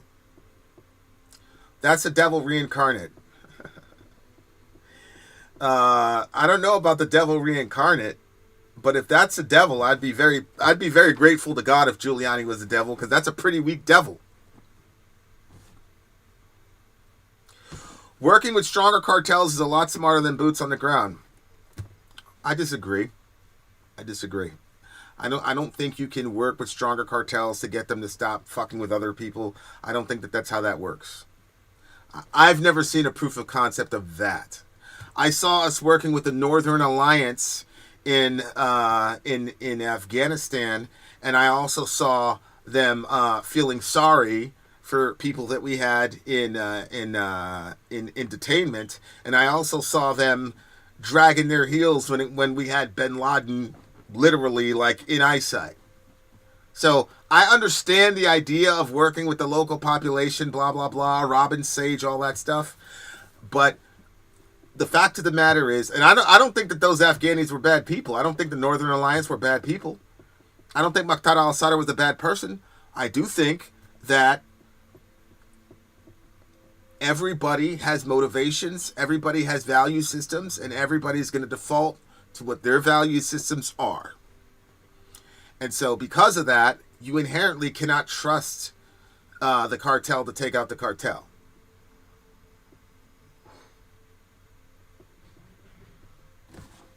You literally just stated threatening the Sinaloa cartel. Same thing I said.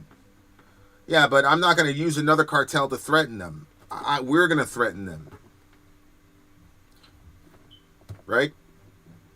We're going to threaten them. We're going to say, okay, at your next meeting, when your boss comes to say whatever he has to say, 3 sentences in, he's gonna have a bullet in his head. We could touch you in your most secretive environments and all the rest of it. That's the stuff I'm talking about. We don't know who the number 2 is. We don't know who the number 3 is. There's a lot that's being assumed about these cartels. We don't need to do a giant a raid into Mexico with the full force of U.S. military. We don't need to do that.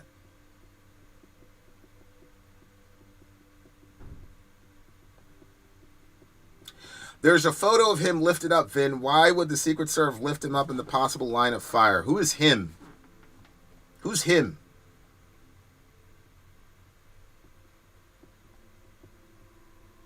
You can't compare the reach of the cartel over those in Afghanistan. Yeah, the people in Afghanistan were actually, or an actual military that actually took on a superpower and won, right? Because they had 20 years earlier taking care of the Russians in the 80s, right? So, yeah, of course. But we took out the Taliban in about 6 weeks. What happened with the Tali was we became an occupying force. And I've already told you, cross-border occupation is a lot different than cross-overseas occupation. It's not the same thing. We make these judgments every day. God gives you this. You know the guy is not embodying anything of worth. Which guy?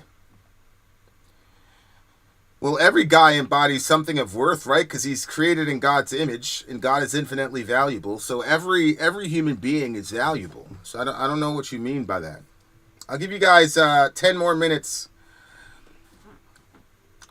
10 more minutes, guys. Using another cartel is like saying, we don't want to murder you. We want other people to murder you. Like, what the fuck? You're just hiring a hitman. Yeah, and that hitman is again, that hitman, anytime you outsource something, those individuals have their own agenda. Right? So, I mean, we learned that lesson, unfortunately, with Mujahideen over there in Afghanistan. There are fools and there are reprehensible. Giuliani. Well, Giuliani may be a reprehensible fool, but he did stop the Italian mafia in America. That's not debatable. I mean, they're saying it. So I understand that Giuliani didn't do much of a good thing later on in his life, but relative to the subject that we're talking about, he did a damn good job with the Italian mafia. A Sinaloa cartel will mess you up if you don't get these other cartel. No. I didn't say other cartels to calm down. No. No, I'm talking about them.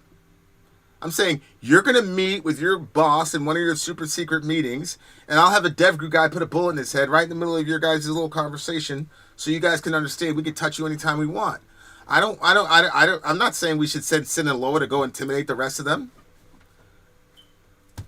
We don't need to pay or work with the Sinaloa to threaten other cartels. They're already doing it. They're at war with each other. So they're already threatening each other. So that's obviously not going to work.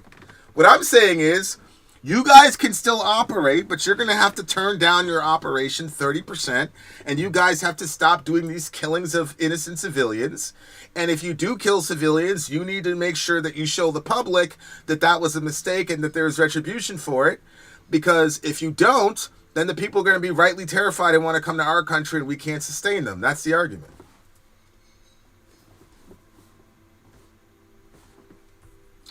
Cartel deal with issues, and then the Afghanistan military failed. The rebels were the winners. Well, no, the military did not fail. The occupation failed, but the initial mission was completed in about 3 or 4 weeks, bro. I'm not trying. And secondly, again, Afghanistan does not border us. Okay, these people border with us. So it's a lot less expensive and a lot less timely to keep those things in play. I think we've got a great example of this with the Italian mafia. We didn't completely end the Italian mafia, but we degraded them so much that they couldn't do what they were doing before and making life a living hell over there in New York City.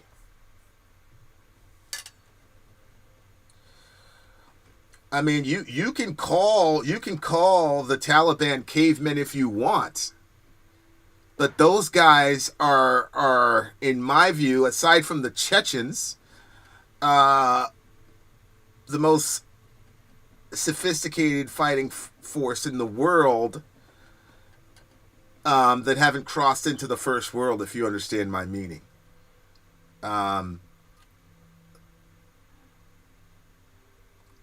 This idea that we were fighting cavemen in Afghanistan is ridiculous. You guys have no idea what you're talking about. You have the Sinaloa cartel. They're comprised of a bunch of other cartels. You deal with the head of the Sinaloa. The smaller cartels fight for power, a.k.a. El Chapo. Right. Sinaloa is the one that we talk about, right? Like, for example, when we said we're going to fight Al-Qaeda, Al-Qaeda was not the only terrorist group that we've been fighting. Right? As I've said, we have Jabhat al-Nusra, we have all these other people. So nobody's saying that the Sinaloa cartel is the only cartel in Mexico. But I do think going out there and making quick work of Sinaloa and degrading their revenue by billions of dollars in 3 weeks, I think that would be significant. We don't need to overcome every single cartel in Mexico. These dudes have deep-seated blood feuds with each other, so it's not like there's going to be a bunch of dudes that are like, we need to link up with Sinaloa to fight the Americans. We can go in there and put some serious pain in the lives of the Sinaloa guys, and I think other people will start making business decisions. So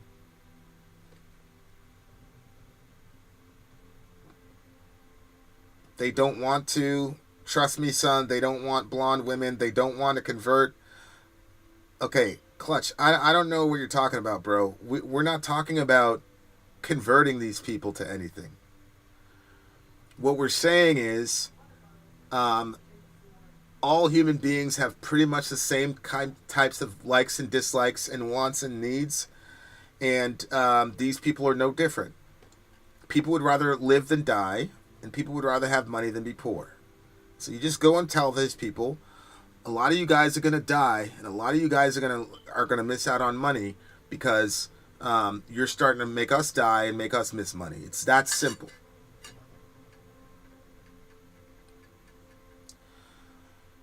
Yeah, I agree, but the cartels, Applejack, are not they're not like a separate kind of human being.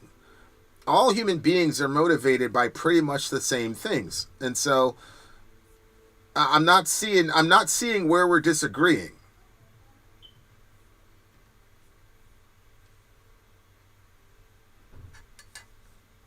You can't harm their revenue until you fix the flow of the entry first.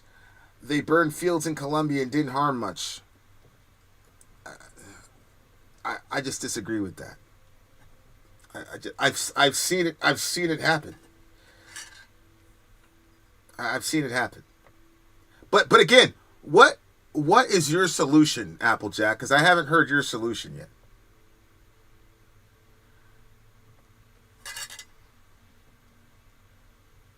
Being outnumbered by genetics, that's a primary fear for the white people. Well, I think there's some white people that are primarily afraid of that. You know, the Tucker Carlson, Elon Musk types, for sure. Has Trump articulated your plan on how to deal with the cartel? Has he said he's willing to do that? Well, he said he's willing to use military assets. See, one thing about Trump that people don't understand is that he doesn't bloviate on things that he doesn't know about. All he knows is, man, I could send the military in there, they could take care of business. But the actual how, I think he would leave to, you know, the TF-17 guys. But I'm not saying it would be a walk in the park. I believe that American civilians would die. I believe that the cartels, because they have cells here, obviously, would retaliate by killing civilians. That's what I think would happen. But I think the response at that point would be so overwhelming that we wouldn't be talking about them for the next 100 years. That's what I think. We disagree with boots on the ground. I told you I don't have a solution. I'm not disagreeing with dealing with cartels. I only know anti-war. My disagreement is just the boots on the ground part. Yeah, I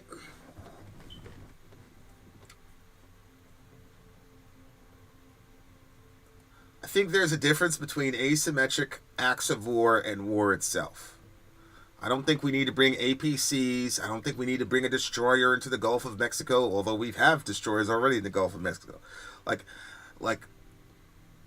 I'm anti-war because the wars that we have been fighting are unjustified wars that only serve the business interests of a few people and do not benefit Americans but endanger them. That would not be true of us going after the cartels. I'm not anti-grid immigration. I'm not anti-dealing with the cartel. I just don't think an American can deal with it. I think an American is the only one that can deal with it. And I think that there have been some very bad groups that Americans don't even know about that we have eradicated. So I've seen our ability to take out groups of people. The main difference between a group like Al-Qaeda and the cartel is that Al-Qaeda are legitimately seen as heroes. Bin Laden is legitimately seen as a hero. You had average Iraqi, every girl from between 2001 to about 2015, every girl you knew with an Arabic name dreamed of being with a guy like Osama bin Laden. I mean, all over the world. Bin Laden was loved because he was viewed as a person of principle who put the deen above money and even his life. That is not the view of the cartel. It's not the civilian understanding of the cartel. So there are openings there that I think we could exploit and take advantage of. I think invading Mexico would be a bad move. If Mexico says to keep the military out, we have to keep the military out. If we invade against their wishes, I will take the anti-American side 100%. Yeah, I mean, that's fine. That's fine. And look, if the president of Mexico kept her 11 million citizens from crossing our border, then no problem. Right? No problem. I mean, that's the best of all possible worlds.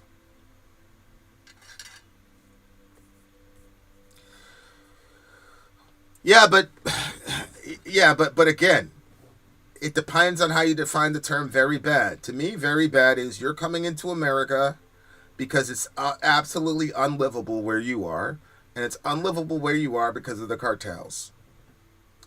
If I was Trump, I would say, okay, you have 6 months to declare absolute and total war against the cartels and handle them. And then if you can't beat them in 6 months, we'll come and help you. That's what I would say, because that's fine. They can have their national sovereignty, but we get national sovereignty too, right? So we can't say we're going to allow 11 million of you to come every 4 years and we're not going to do anything about it, right? So my thing is, we're going to have a lot more loss of life if we protract this thing instead of just dealing with it now. Tear off the Band-Aid now. I have no issue with Mexican immigrants. I don't have issue with Mexican immigrants either, bro. Nobody has issue with Mexican immigrants. What we have an issue with is 11 million people coming into our country that we cannot sustain.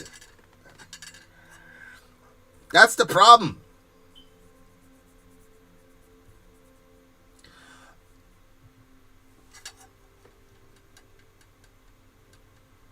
Sounds like a border problem, not an invasion problem. I mean, that's like saying that sounds like a door problem, not a home invasion problem. Like, what are we talking about here? Right? What we have is a country that is so hellish that people would risk their lives of their children. You got kids. What scenario would put you in a situation where you would let them go unattended to risk their own lives? That's got to be a pretty extreme circumstance, right? So what I'm saying is these people are existing in a really extremely horrible situation, and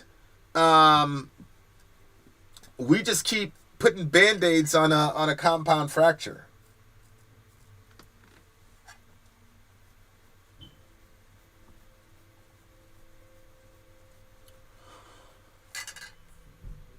How do you feel the next 4 years will go? Better than Biden or worse? Well, it's got to be better. It's got to be better because Biden, no disrespect intended to Mr. Biden, but it was clear that Mr. Biden did not have his, all of his mental faculties at his disposal. I think we can all agree with that. So by that alone, it's got to be exponentially better. Secondly, it's already been better. It was Trump did better than Biden before he even swore in, because he stopped the Israelis from killing them Palestinians. So that's already like done. Like that question has already been solved. When was the last time that Mexican guy standing outside Home Depot took your job or your girl? Why are you so afraid of him? Who are you talking about? Who's afraid of the Mexican at Home Depot? And why do you keep talking about Home Depot and cleaning and doing people's lawns and shit as if that's the only thing Mexicans can do? I think it'll be an issue by issue thing. You said God judges the why. Why are they leaving like that, Vin? Why don't you fix how we depress other countries, and how are you not just putting a Band-Aid on? Well, every country doesn't have the same set of issues. Clearly, the cartel, I'm getting this from Mexican people. I never worked with civilians in that situation. But I've been in rooms with them when they explain what the hell happens. Like I said, I've never been assigned to the civilian side or like taking care of people or whatever. But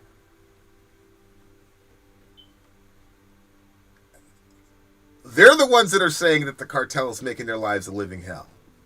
So, if you think that there's something else going on in Mexico if you think that there is a greater factor, let me say it this way.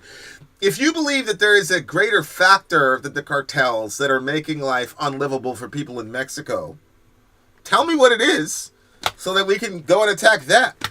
I thought we were all calibrated that it was the cartels that were making life unlivable over there. But it is possible that there's something else. Like I said, I don't really know a lot about the inner workings of what's going on in Mexico. Like, that wasn't my... You know what I'm saying? I think Trump is likely to be worse on local issues, even if he does better on international issues, which I'm still not sold on. Well, he's already done better with Israel-Palestine than Biden did, or Kamala.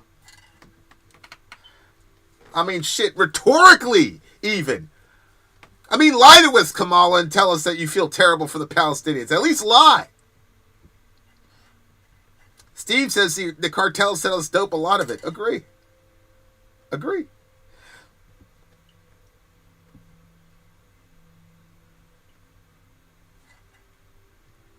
Yeah, yeah, you don't know much.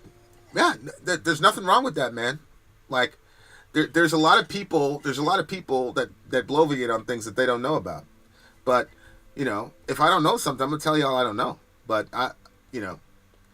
I'm just trying to figure out. Okay, nobody likes that solution. Great, give me your solution then. But if you don't have a solution, then what you're telling me is that things are just going to keep going this way. We just got to let 11 people in every 4 years, and then we get overrun, and then the apathy of Americans increases, so now we no longer care about kids being in cages because it's just what happens, because where else are you going to put them? Get me the solutions, guys. Israel is going to annex all of Palestine, dude. It's not over. Well, it seems there's a lot of people that want that to happen so that they don't have to give Trump credit. I know a lot about how we've interacted with the Muslim world. I know a lot about that. But if you're talking, I don't know anything about the way that we've handled Mexico in the last 20 years. But we know that that's the goal of the Israelis, is to annex all of Palestine, but they haven't been able to do it. And when Mr. Biden was in office, they were much closer to that goal than before Mr. Trump even was sworn in. Sanction warfare, regime change, though it was a while ago, constant blockades, cartel is their issue, but they got there because of us. I get this from Mexicans. Don't tell me I don't know. Well, I never told you that you didn't know. But what I'm asking is, tell me the actual steps that you would take to stymie all this immigration. Whatever gave birth to the cartels, I mean, there were cartels. They've always been cartels around because human beings have always wanted to control money and power.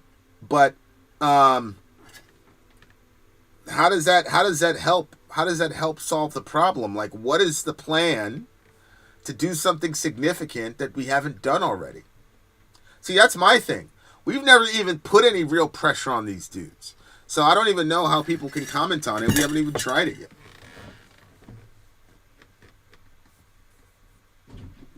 And sanctions run on...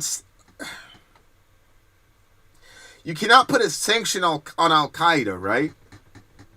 Right? That's the entire reason that we still have them people in Guantanamo for 25 plus years. Because they're part of a terrorist outfit and they're not actually fighting on behalf of an actual nation, right? So the Geneva Convention doesn't apply to those people.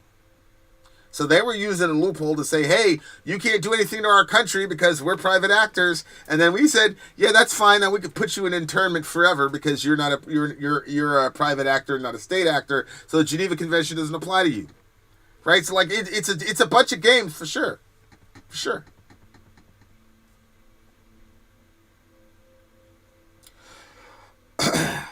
The more you look into it, the more it's WWE. Yeah, I mean, it is WWE, but the issue is everybody goes home after Monday Night Raw. And I got a bunch of Palestinian kids that are never going home and a bunch of dads that are never going to say what's up to their kids ever again. So that really troubled me. Other people here don't seem very troubled by that, but it troubles me a lot.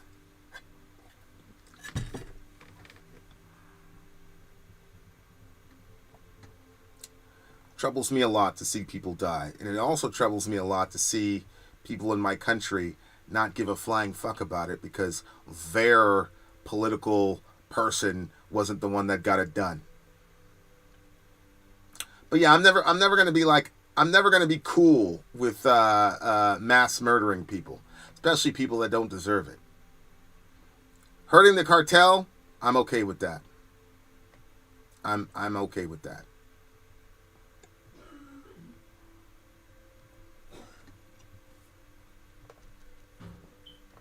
But I also appreciate what you're saying too, Applejack, because you're not out here saying, I know how to solve this problem. It's a very complex problem. And I agree that we had a major hand in creating it. I agree. But that means that we need to put up to solve it too.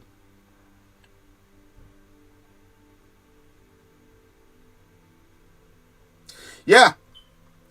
Yeah, I agree with that. Have you changed your stance on George Floyd? Do you still think the cop was wrong? I know this is on topic. Have you seen civil crowd reenacting the arrest? No, I haven't changed anything on George Floyd other than the fact that I told myself, I said, listen, if you're ever in that situation, you can't pull out your phone. I was at a rally one time, and I said, there were some cops there at the end of it. I said, listen, I promise you guys this. If I ever see one of those people on you, I promise you I'm not pulling out my phone. I promise you. Yeah, I haven't changed at all about George Floyd.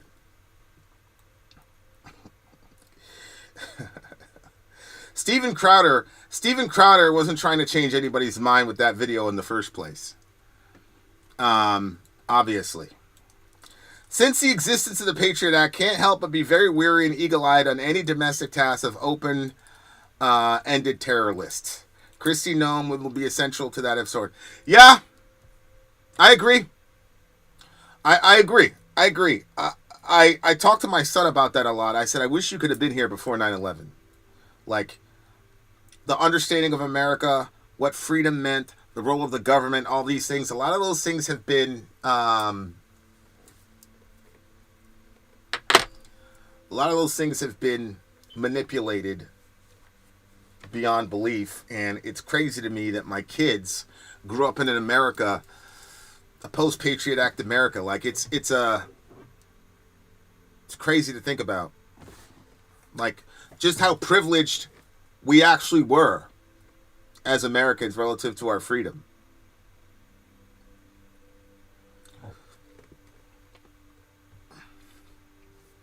So, yeah. No, I agree. Blame gravity. You're 100% right. 100% right. Yeah, and obviously, you know, we can't trust our government to do anything right. And when I mean right, I mean morally as well as practically. I just know that as it stands right now, we have a drug trafficking, and I'm not... Just be real with y'all about this. We've lost so many people to fentanyl, and these hard drugs that are being flooded into this country. And you know, the ministry we're involved with, that was the main pain point where we were at, was there was a lot of that going on. And so I am seeing thousands upon thousands, tens of thousands of deaths of Americans. And this is one of the major reasons why. And so if you came into the country and killed and took an AK-47 and shot up thousands of Americans and killed them, there would absolutely be a response. But because the tactic was chemical, we're not looking at this as an act of chemical warfare, because the folks doing it are not doing it to end America or harm us, but they're doing it to get rich. But I am experiencing it as chemical warfare. And tens of thousands of Americans are dying because of it. And so that's all I need. I love you and your Rice reactions to music, ideas, and each other. Good to see you, Stellar Playlists. Do you have a page? If so, please tell us the name of your page so we can promote it here. Morbid Angel, you're so strange. I don't relate to my government the same way that you guys relate to your government, apparently. I'll come back when it all goes to shit. Then we'll see your reaction when your Caesar has blessed your country. I don't believe that Mr. Trump is Caesar. And I only believe that God can bless my country. I have my hope in Jesus. I don't have my hope in Trump. But I also know that it's good that Palestinians are not getting bombed to death today. That's good, and I will celebrate that. You want our country to go to shit so that you could say you were right to hate Trump. That's okay. You can feel that way if you'd like. What are your thoughts on Ross Ulbricht, the Silk Road guy? Word is that Trump hired a massive lawyer team to look into his case.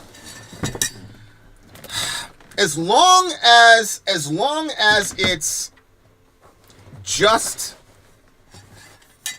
as long as there isn't any way to humanly traffic people with that Silk Road stuff, to me, that's just the government being upset that they're not able to get a piece of the pie. I don't think that there's any legal or moral issue that our government has, obviously. Why did you block Morbid Angel's comment? I thought it was a free speech channel. What do you mean block it? I posted it on the... Like, literally on the screen? I posted on the screen. What are you talking about? Oh. And then I read it. How did I block it? Interesting. Adar says, what's up? Yes, I wait. He says, hi, sorry. Hello. Hello, Clarice. I just got finished cooking supper. The kids were laughing at me for cooking at this time. Are you serious? Yeah. Allahu Akbar. You have kielbasa kebabs. And then I was going to make some rice concoction, but I realized we were out of rice, so it is now potatoes. Okay. All right, there you go. A potato concoction. So I'm saying we should send Task Force 17 down there to take care of the cartels, and I think everybody disagreed with me. Oh, what do they want? I don't know what they want. They just don't want the military in there.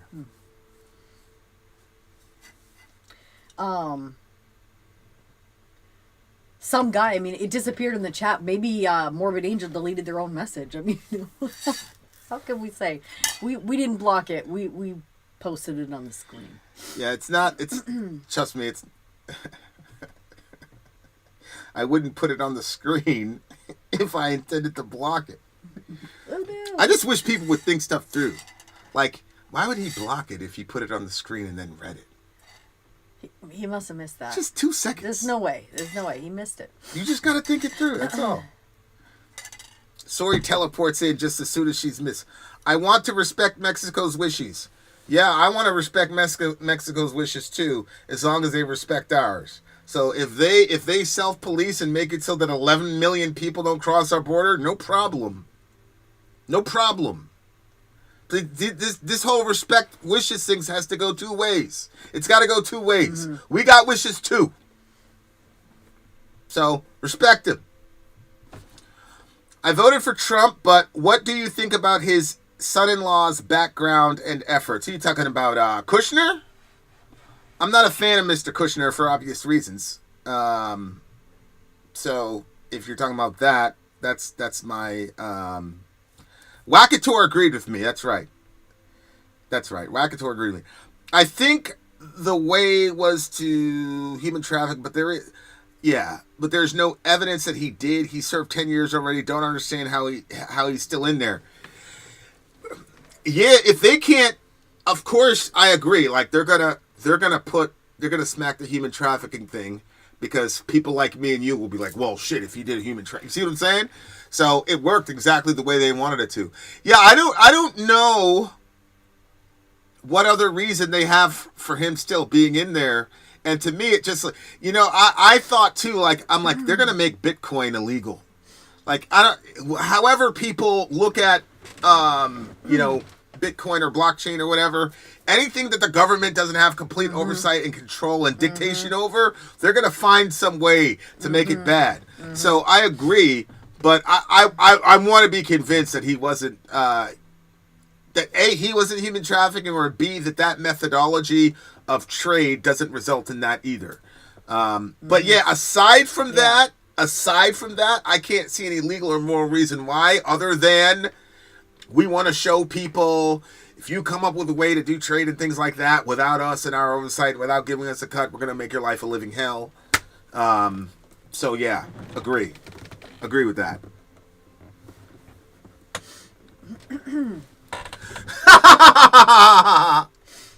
I would rather 11 million Mexicans than a single Sori.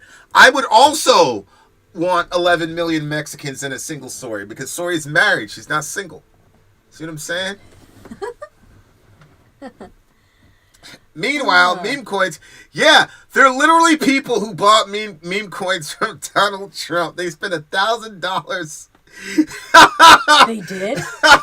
yeah, on some sort of mean Bitcoin scam, and they actually bought it. It's unbelievable. Oh no! Unbelievable to me. $1,000? Yeah, I was watching one of the videos. I was gonna make a video about it, but I didn't want to like mock people. I didn't want to mock them. You know what I'm saying? Yeah. Word is Vivek left Doge to run for the governor of Ohio. You know, Vivek, he said all that stuff. He hurt the white boy's feelings. Yeah. So he couldn't be on Twitter anymore. So now Trump is like, oh, we'll let him run Ohio. Good luck. Good luck. I don't think they're ever going to forgive that boy. So I told Dorian, I'm like, you don't ever forget. You're around these Republicans. You still black, boy. Poor Vivek, he forgot. He thought he was really one of them. It will always You should have told him, Sin. You should have told him, Sin. You ain't us. You ain't like us. That's why me and Sin get along. You see what I'm saying? Like, we know. You know what's up. Oh, shit. Melania has him, too. Yeah, Melania's getting into the game. She's like, how come Trump getting all the extra money? How come Trump's getting all the extra pocket money? She wants some pocket money, too. Go ahead, Brother Minister. If America cannot protect its own borders and people, then we aren't a real sovereign country, full stop. I refuse to live in that world. No one has been offering any other solutions to this problem. It's true. It's just true. And honestly, I mean, just as a solid, how would you feel if you were a Mexican with the fucking cartel running everything? Wouldn't you want your government to stand up and take them out? Mm-hmm. Mm-hmm. Come on now. The libs losing their minds over every single word coming out of Trump's mouth. We have no idea. Well, apparently Elon did a Sieg Heil thing. Oh, no. And so, yeah. So, you know, oh, Elon Musk always a Nazi, blah, blah. I said, I don't care. I don't give a fuck. I don't care. We just killed 45,000 Palestinians. I don't care about this. Ridiculous. I think it's a scam, but get this twist. Trump made those meme coins to get money funneled from foreign countries. Yeah, look, people could say whatever they want about this man. But Trump, to me, is one of the most intelligent leaders I've ever seen. And it's because he always surrounds himself with people who are smarter than him. People say whatever they want about their ego. When he was in the middle of going after Hillary and things weren't going well and he stalled out, he went and hired that lady. Mm-hmm. He went out and got himself a woman and said, hey, fix this. Mm-hmm. Like, he surrounds himself with people who are smarter than him, and he takes their directives. So that's why he's so dangerous. He's projecting to y'all that he's some crazy egomaniac, but he surrounds himself with people who are smarter than him, and he listens to their counsel. Mm-hmm. So do what you want with that. But that's why he's so dangerous, man. A man who knows who he is and knows who he isn't is absolutely and totally dangerous. One man told me that lesson, and you have no idea. It'll change your life, dear listener. You need to know who you are and know who you're not. And the Hawk Tuah coin was a scam also. Apparently the Hawk Tuah girl came out with some Bitcoin. No. And apparently, like, she's on the run now, like dodging, literally dodging the law, like she's in trouble. I'm serious. Because it was like bootleg or something. Look, the Bitcoin thing, our government is going to do anything and everything to discourage the Bitcoin thing, because just like how social media took the top off of speech in controlling the narrative, Bitcoin is taking the top off of the government's ability to control the capital. And so they're like, we're not going to make the same mistake that we did with speech with social media, because we now know that if the powers that be knew what social media was going to become, they would have killed that shit before it started. Mm-hmm. You know. Mm-hmm. Elon Musk thinks he was elected the Führer. Because he did the little Sieg Heil thing. I don't care. I don't care. I doubt he did it on purpose, but even if he did, I'm so sick and tired of people falling for these stupid games. Mm-hmm. We're going to go crazy about symbology. Yep. Somebody was talking to me, oh my God, look what he did. And I'm like, yeah, man, we just killed 45,000 Palestinians. Your man Biden just slept through murdering 45,000 Palestinians, bruh. Like, what are we talking about here? Rug pull. Yeah. Yeah. Bible MVP. Bible music video playlist. Okay, well, there you go. Stellar playlists, everybody. Check them out. Check them out. Check them out. Check them out. We got off the gold standard because it has diminishing value when the population booms and they need it. And they need it redirected to something else. War in our case. Gold standard was always dumb. Well, you've got that modern monetary theory thing where you think the government can just print out money and give it to everybody and it won't degrade the value of the dollar, which I'm not saying is crazy because I don't know much about economics. So you were supposed to come on and explain it to me one day, but you said you didn't want to give away the free labor or some communist bullshit like that. So what's up, Ben Webb? I love Ben, but yeah, they always pull that out too. Like, oh, let's have a go. Oh, it's my labor. Man, shut up, man. What does Gen Alpha think of the Trump comeback? Well, it was a Gen Alpha person that had let me know that that TikTok had been restored. So the Gen Alphas think that Trump saved TikTok for them.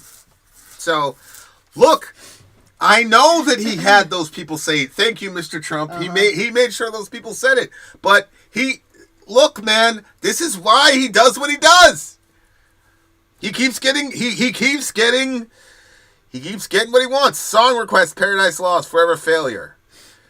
Who are we talking about? Is he talking about Biden? Forever Failure? He's not the president no more. Now I can say, he had a terrible presidency, man. Terrible.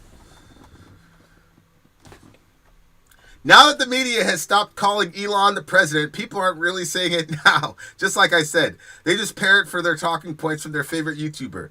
Yeah. Like Elon.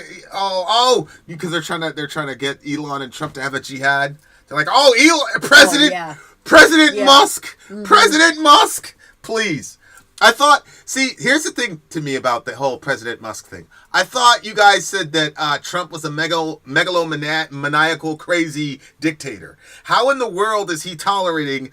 How is he submitting to Elon Musk if he's such a horrible, terrible dictator? Wouldn't he execute him? Isn't that what dictators do when somebody else is getting too popular?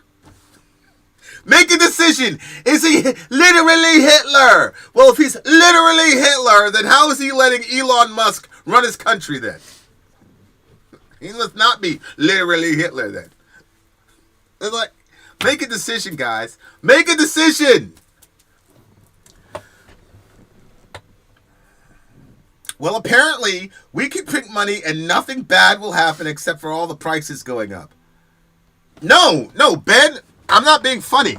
Ben literally has a theory that says that the government can print out money and it not destroy inflation or whatever.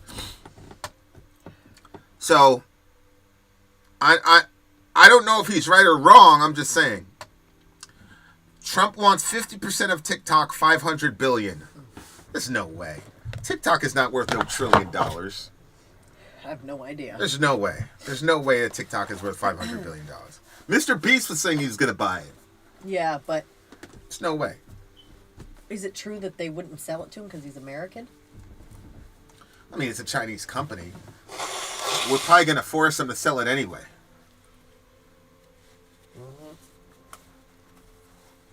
Oh, here it is. Okay, so Elon is Goebbels. He's not Hitler. Oh, okay.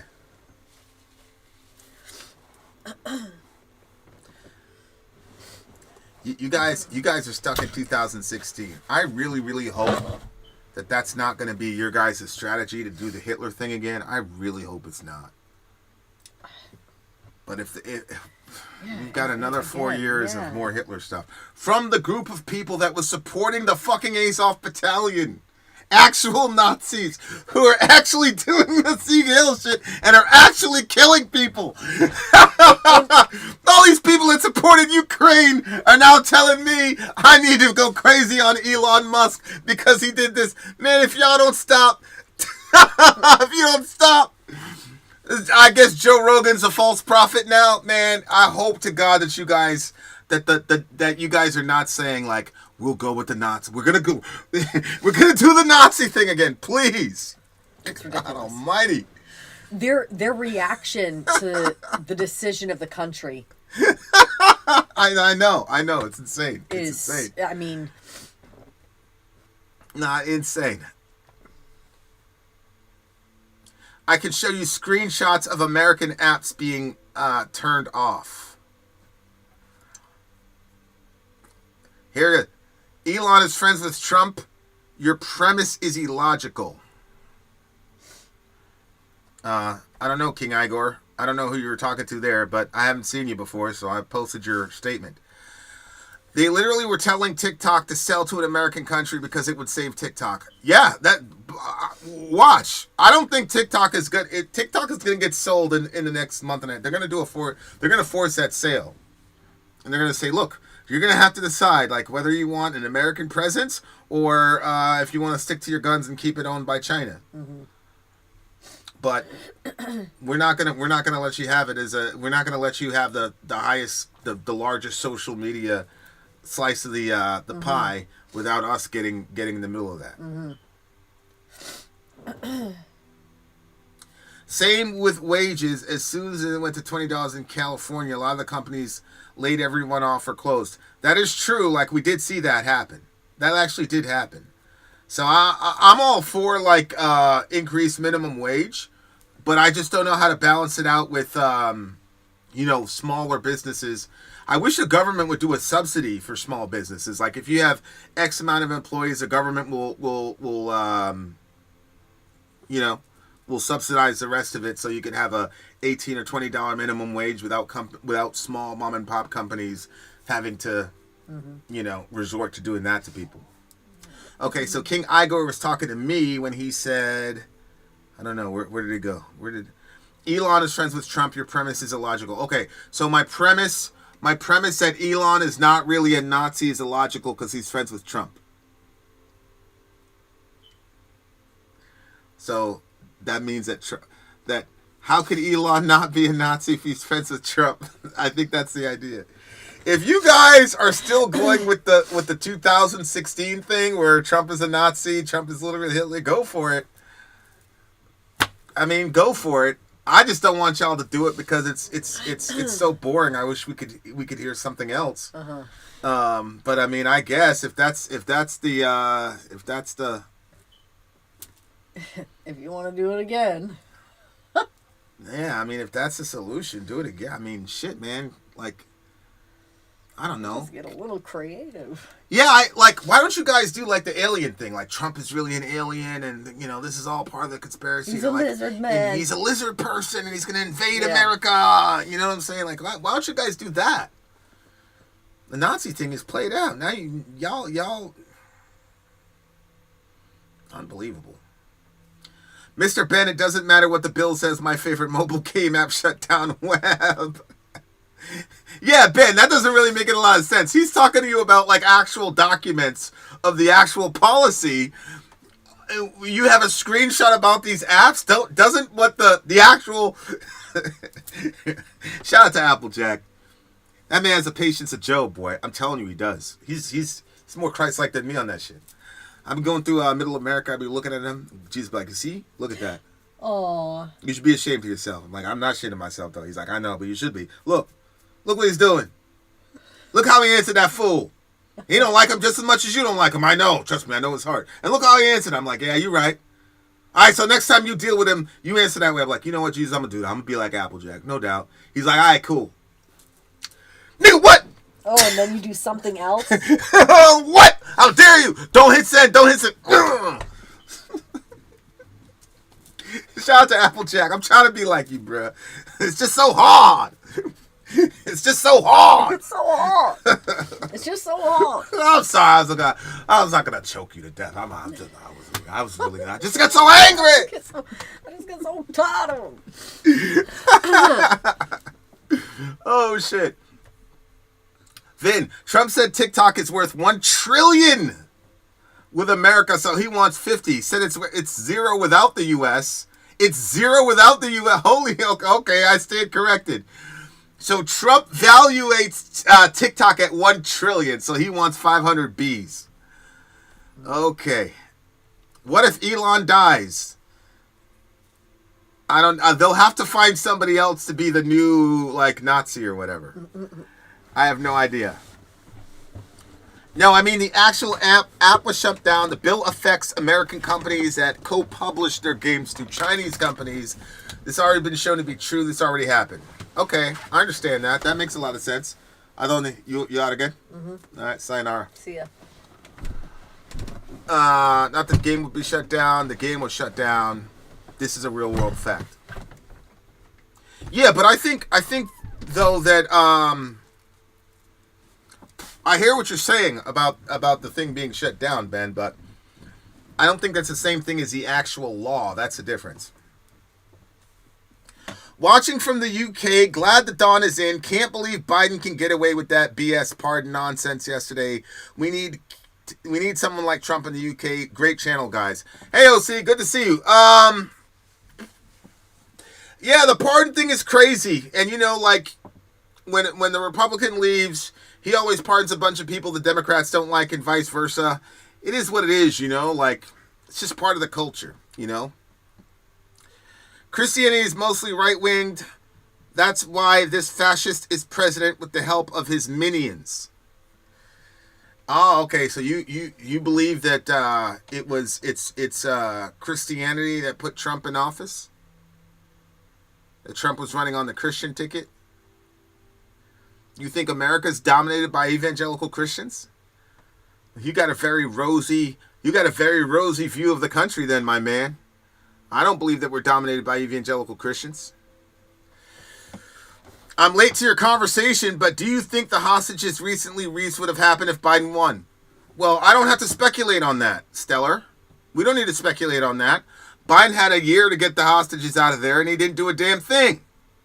We don't need to speculate on that. Everybody on the planet knows why those hostages are home now. It's because of Donald J. Trump, full stop, end of story. And he wasn't even the president yet. As I've said, a lot of people on the left don't understand how violence works. They really don't. But the second dinner didn't shut down the game, according to Ben Brody, the lead dev. It would happen. It was pulled from the app stores too. The government shut them down.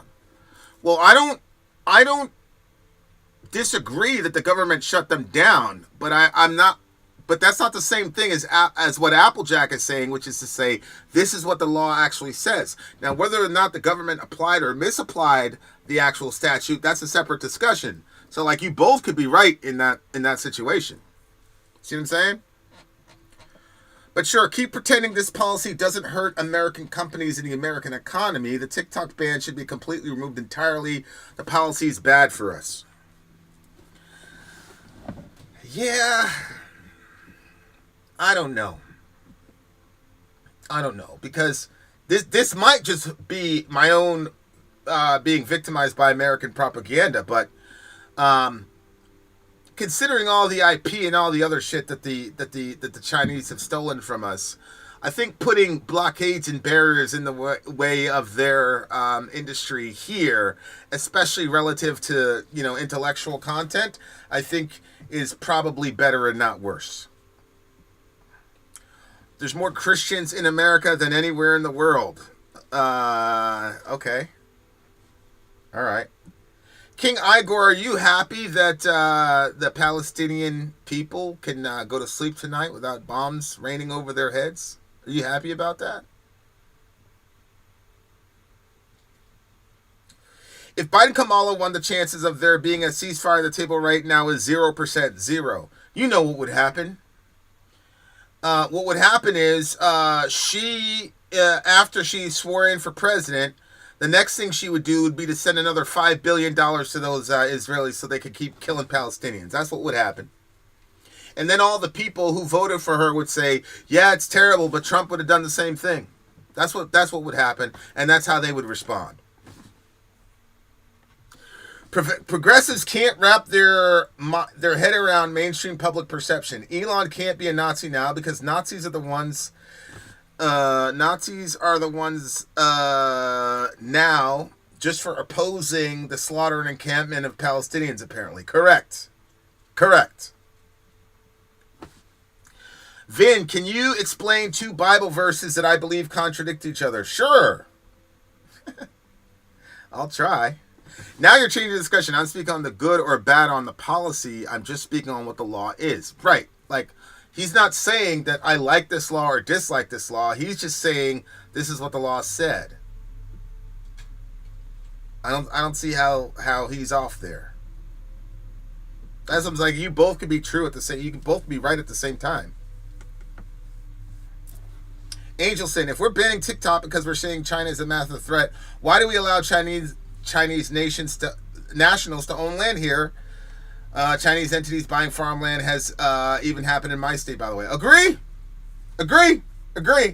I think the response is probably going to be China could do more harm to America on the psychological side than they could do with just plain material. Because honestly, what would they do if we said, nah, fuck you, we're taking this land over? I mean, what are they going to do?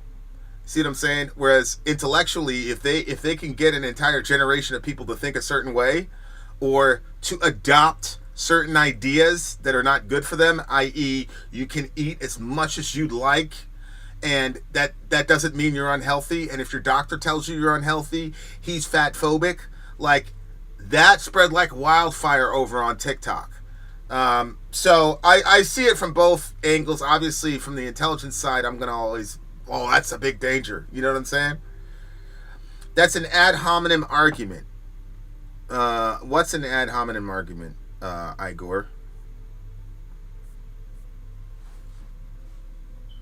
What's the ad hominem argument? Was it an ad hominem argument of you like going after the entire Christian community in America because you think that Trump is a fascist, like that kind of ad hominem, or what? The verse is about who gets into heaven. Jesus is saying a camel is more likely to go through the needle than the rich people entering heaven. Basically impossible, but also faith in Jesus also saves someone. Huh?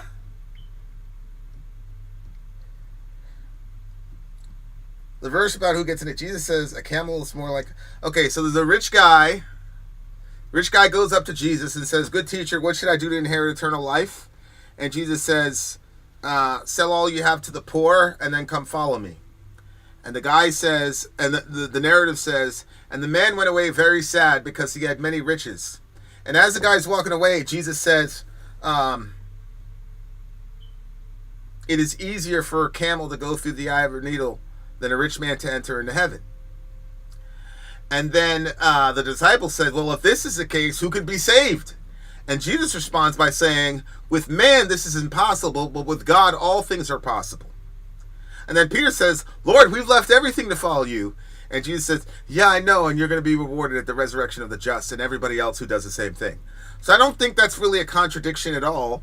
What Jesus is saying is that it's hard for a rich person to enter into heaven because they're more connected, they're more attached to their material, and the people who get to heaven view Jesus as the highest prize. And so if you have a bunch of material that you view as more valuable than Jesus, and obviously from a human perspective, you'll never get in. And that's why Jesus says, with man, this is impossible, but with God, all things are possible, because God gives us the grace to overcome our attachment to material. So that verse answers itself, like right in the passage itself. Good question, though. If you're a small publisher that wants the American market, you want to stay in America. What happens to your country will happen to mine, so why would I want this to play out? Well, Morbid Angel, what happens in our country also affects what happens in Palestine. And a good thing just happened in Palestine, but to this moment, you and the rest of your friends can't seem to celebrate it. And I'm wondering why. Especially considering it was you and your friends that were doing all the tear shedding over the Palestinians. It's almost as if you didn't really give a fuck about those people, and you were just worried about who was in the office and who was getting the credit. That's what it looks like to me. Circular logic, that's 2 ad hominem responses in a row. Well, you know, Igor, what you can do is you can actually come on if you want. Let's me and you can have a discussion instead of posting all these vague responses. Like, me and you can actually talk. So if you have a problem with something I'm saying, like, let's me and you talk face to face so that everybody can learn. That way nobody will be deceived by my ad hominem and all the rest of it.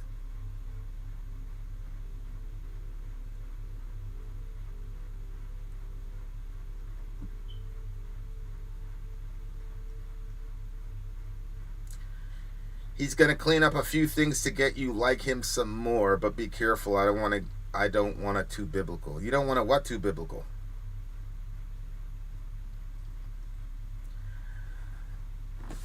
I assume the verse comments on the nature of rich people rather than the set rule. The nature of rich people is to be selfish and reject charity. Their own behavior will deny them entry. Is that right? Well, it's more of what people call salvation, or even like if you look at the language of like make it to heaven, like it's something that you attain to. Jesus didn't say like you attain or you earn heaven. He says it's harder to enter into the kingdom, which another phrase for that is it's harder for them to come home. In other words, a true believer is someone that believes God is the greatest value in their life. Over your wife, over your kids, over your material, over everything. He's the greatest value. Well, obviously, the more things you have in your life, the wider the gap is between you and Christ, and the harder it is to get to that point where God is your ultimate value. And so Jesus is saying, from a human perspective, it is impossible for these people ever to be saved, ever to come home, because their value, they have so many obstacles to overcome to see Christ as their ultimate value. And that's why the disciples said, well, if that's the case, nobody can be saved. And Jesus didn't say, oh, no. Some of you are better than others. What he said was, you're right. With man, this is impossible. With God, all things are possible. So that's what he's saying there. Good question, though. Is Bitcoin the future now? I don't know. I don't know enough about Bitcoin to be enough. Kamala being the worst candidate to prop us up cost her like 100%. She was literally, I used to say that Hillary Clinton was the worst candidate, but she was literally the worst candidate ever. Ever. Because she didn't win a primary. She did not earn the vote of the people. And yeah, there was some funny business going on between Clinton and Bernie Sanders, but at some level you could still mount an argument that she went through what she went through and that she got selected.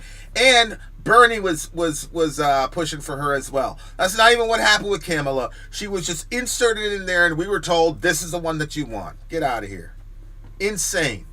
Insane. Morbid, I'm never going to block you. I just don't know what you're saying, bro. Like, I don't know what you mean. Because like I said, you guys were talking, you guys were talking all type of stuff about Palestine. You guys are crying with me. But y'all ain't celebrating with me when the Palestinians got some relief. I think that's strange. I also think that's really, really telling about who the good guys are and who the bad guys are.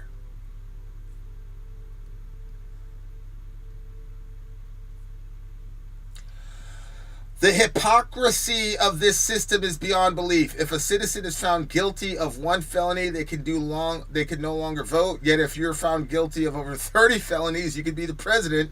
Trump is the first convicted criminal to become president in history. Impeached twice and was able to run again. This needs to stop. These two things I printed shouldn't be allowed to happen. Well, King Igor, why shouldn't they be allowed to happen? Why shouldn't they be allowed to happen? Says who?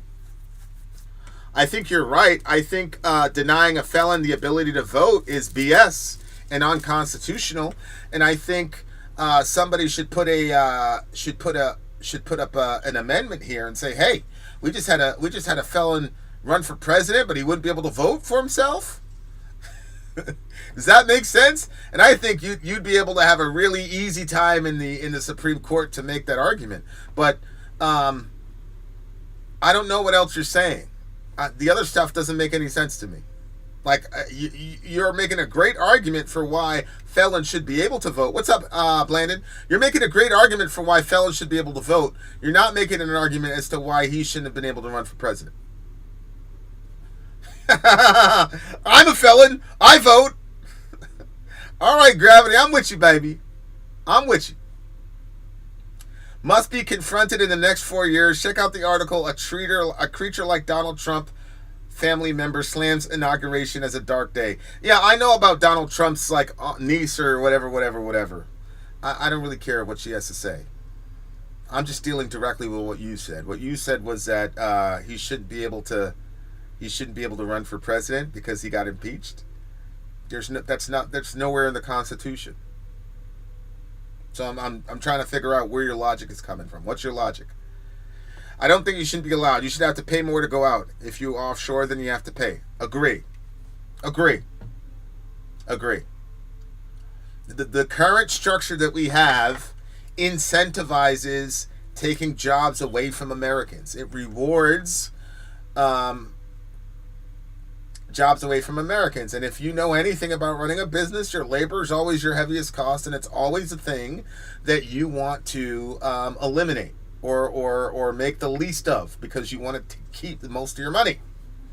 God bless you all. I have to go. Yes, I'll be gone again in 10 minutes. Biden stayed awake during the entire inauguration. How? What did they give him? I mean, it was earlier in the day, and from what I heard, he doesn't react. All the symptoms happen at night. Like, I'm not knocking the man. I'm just saying, like, literally, that's what everybody's saying. Is Kamala Harris to the DNC what Dylan Mulvaney was to Bud Light? I felt terrible for Dylan Mulvaney when all that shit happened. I feel like Kamala deserved what she got. I don't believe that Dylan Mulvaney deserved what he got relative to Bud Light. And I also thought Bud Light was extremely cowardly for abandoning him the way they did as well. I thought that was really terrible, like all around. Of course, they're a company, all they care about is money, but I thought that was pretty low for them to do. 5 minutes, guys. I wouldn't be surprised if she drinks actual blood. That's terrible. Who are we saying is a blood drinker? Y'all are special today, boy. You guys are special today.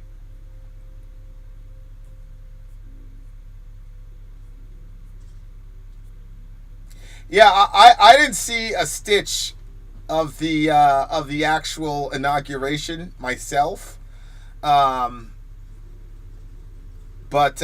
you know, I've got my eye on Russia, Ukraine.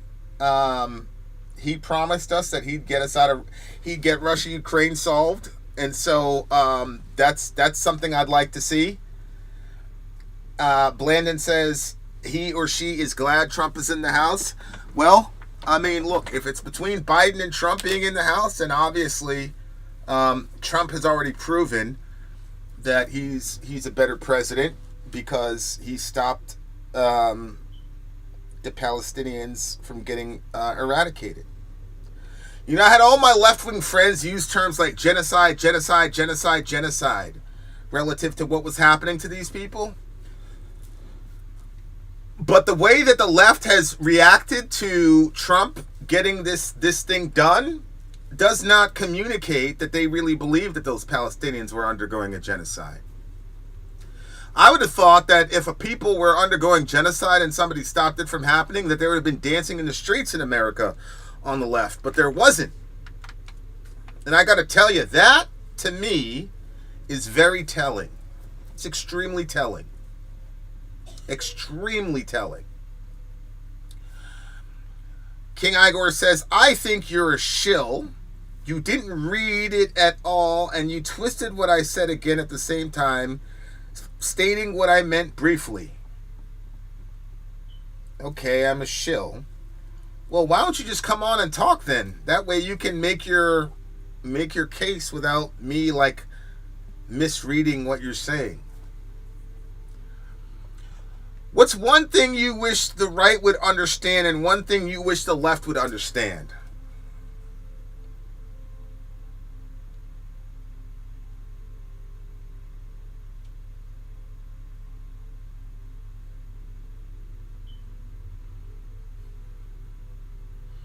I wish the right would understand that people are always, always, always, always more valuable than capital. And anytime we talk about sacrificing people for capital, they're always wrong, 100% of the time.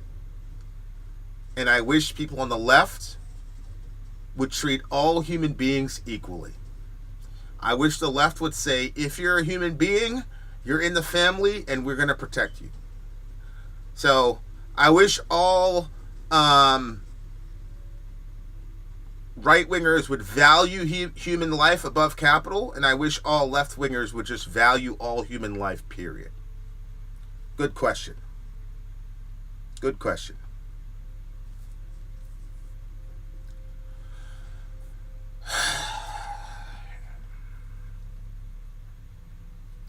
Yeah, Ben, the easiest way to communicate to Applejack or me is just get him the numbers and the data, man. You know what I'm saying? He's not saying that your experience isn't important. I mean, I can't talk for him. But what's most convincing to people like me and him is just the data. If you get us the data, then we're going to go with wherever the data is. You know what I'm saying?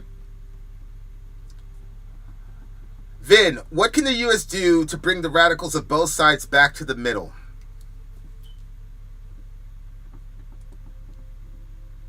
I think Trump has done a masterful job of reading that going on shows like Joe Rogan and Aiden Ross would be more effective than knocking on 10,000 doors in Pennsylvania. And I think all he has to do is apply that same logic to bringing the country together. So, for example, why not have J.D. Vance and AOC be on the Joe Rogan show together, where they could respectfully, with a guy like Joe Rogan who's looked upon as a moderator, respectfully go back and forth with each other, and AOC can show the real heart behind her mindset and the Green New Deal or whatever, and JD can say, look, I got a bunch of sexual assault survivors telling me that this dude in the bathroom with the 5 o'clock shadow is triggering their PTSD, and you're trying to tell me that that's not important. Like, I think if we got in a situation where we could have these discussions in a respectful way on a show like Joe Rogan, it could bring the country together and people could go, well, oh, like the biggest, I watch a lot of anti-Trump media, whether it's left or right, because I've been so confused at all the Trump alarmism. Like, to this moment, I don't get it. But one of the things that they said about when they knew that Trump had won the Joe Rogan sweepstakes was he said, it killed me watching it, and this is what he said, because when you look at it, you go, oh, that guy's not Hitler.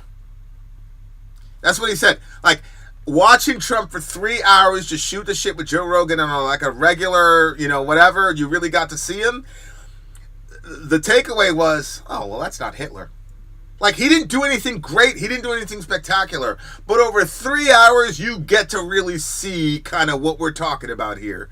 And obviously, Kamala couldn't do that for obvious reasons.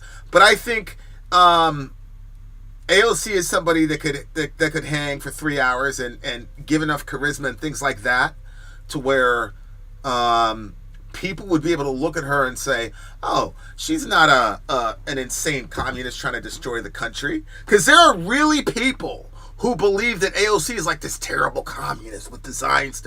Just like there are weird people that believe Trump is a Nazi and he's, like, and then when you watch him on Joe Rogan, you're like, oh, he's not a Nazi. When you watch AOC on there and she has a conversation, she starts talking to you, or Bernie Sanders was a great example. When Bernie got on when Bernie got on the Rogan show, it was completely disarming. It was. Now I'm not gonna lie to you, I was already in the Bernie camp because I had already seen the interview with Killer Mike.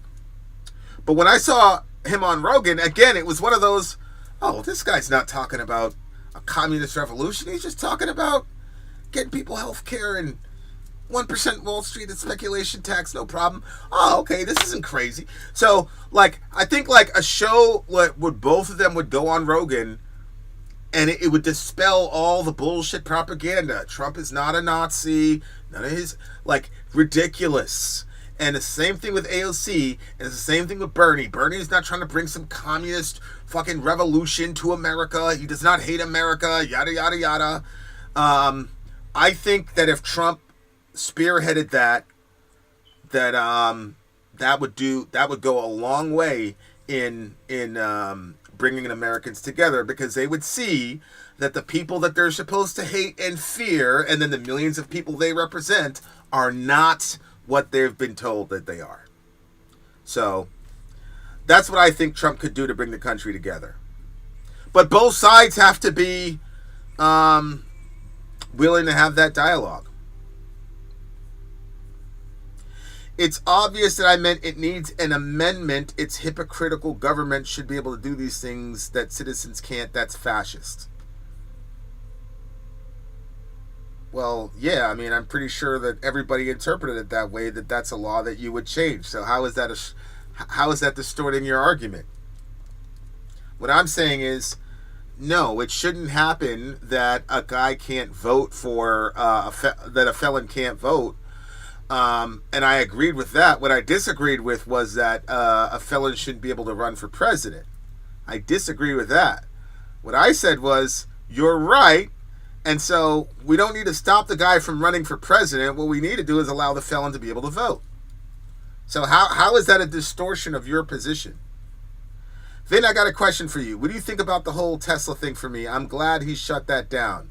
Okay, what about the Tesla thing do you want shut down?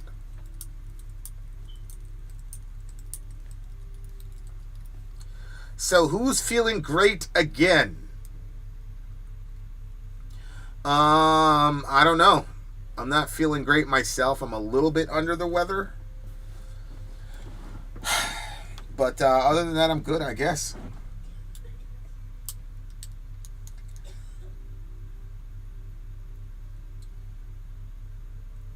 Ben, why don't you just correct what you said? I mean, we know Applejack's an honest actor, right? So just correct what you said and just keep it moving. Don't sit there and waste time about dumb details. You said the thing, you said it. There's a screenshot of it. Move on and go to the next point, bro. Because I actually think your guys' conversation is pretty interesting. Y'all are getting somewhere. Just stay up on the up and up, Ben. That's all I'm saying. I'm sure I missed all the juicy topics already. I mean, I don't really know. You know, I don't know if there's if there were any real juicy topics. We talked about Mexico for a while. Right now I'm trying to figure out, there's one guy on here that really doesn't like me, so I'm trying to figure out like what I did to him. You know what I'm saying? So I'm trying to figure that out. But yeah, everything's going here. If I were to be my most generous on not celebrating the ceasefire, it would be that it's been such an ongoing atrocity for these people that it's by no means over and you can't afford to cut an inch of slack. I agree. I agree with that. I am not under any impressions that this is going to be like a permanent thing and that Bibi's not going to do something evil and horrific and Nazi-like. I agree with that. But you know, I mean, there's no way you can look at those Palestinians celebrating like that and not, you know, shed a tear, man. I got kids and it's just not fair, man. My kids don't know and will never know the fear of a bomb taking you out. You're like,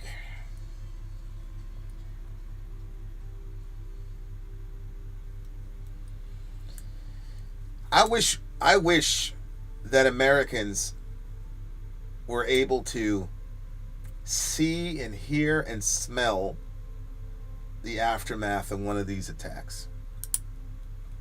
just for 2 minutes. Just for 2 minutes. The way that we are just so dismissive of human death and destruction in this country is insane to me. It's absolutely insane. Absolutely insane. I don't think felons should be allowed to be president, but the majority seem okay with it. Yeah, I have no problem with a felon being a president. Not at all. Not at all. Because if you look at the racial ramifications of what that means in this country, that's an easy way to stop whole groups of people from ever becoming president. I don't need the government to have more motivations to go after people. I'm not a big fan of the police state. Vin, what do you think of the idea that Batman is the villain because he uses his wealth to fight crime and beat up poor people and mentally ill villains, but doesn't donate it all to the poor? First of all, I'm not one of these criminally insane people, okay? I think Hitler was absolutely crazy, and I also think if he didn't put a bullet in his head, somebody needed to. So, the whole criminal insanity thing to me is complete and total bullshit. That's one. Two, we don't know if Bruce Wayne is not donating to the poor. We just know what he does as far as fighting crime goes. Secondly, the Joker is not poor. Neither is the Penguin. Like, all the main bad guys that Batman fights are all mega rich. That's how they're able to come up with all these horrible things that they do to the city. So, I get it. I did like the Bane character in Batman because of the whole, eat the rich versus capitalist thing. They wasted about 15 minutes of that movie on Catwoman and her suit or whatever. But I really would have wished that there was that conversation because it was post 2008 Occupy Wall Street America. People were still feeling the effects of the housing crisis and things like that, and so you really could have had a discussion on the interplay between economics as well as policy and things like that. But it's all good. Bane is my favorite Batman character for sure. If we're going to be hypocrites, I'm for felons to vote over gangsters to be president. That's not a police state, that's common sense. Well, again, Igor, if you say that felons cannot run for president, right, and I don't want somebody to run for president and I'm a corrupt judge, I can hit them with a felony and charge them for it, right? And now that's a person I don't have to worry about. So I'm not a fan of giving the legal system, especially as a black person, I'm not a fan of giving the legal system any more motivations to go after people. So I agree with you, Igor, that it's wrong that felons can't vote, but the solution is not to say they can't run for president. Anybody should be able to run for president. If the person is a felon, I am sure that the people that are running against him will let the community know that the person is a felon. But then it's up to the people to decide whether or not they want that felon. And it seems to me the people that keep talking about freedom, etc., keep wanting to restrict the ability for people to elect their own leadership. And they don't see the contradiction. I see that as a contradiction. You mean like how they trumped up the felony charges on Donald? Correct. And I also mean the Russiagate stuff, and I also mean the impeachment stuff, all of it. The DOJ, the use of the DOJ as a political tool to keep Trump away from people, to the point where right now I'm seeing all these Democrats talking about Merrick Garland, blah, blah, blah, blah, blah. You should have shut him down. Over the will of the people. Please note, Mr. Trump not only won the Electoral College, but he won the popular vote. He was the will of the people. And I would not want or support any law that would directly contradict and contravene the will of the people. If the American people had a choice between a convicted felon with 30 plus Fs and another person who was a cop who put people in prison and almost killed an innocent person.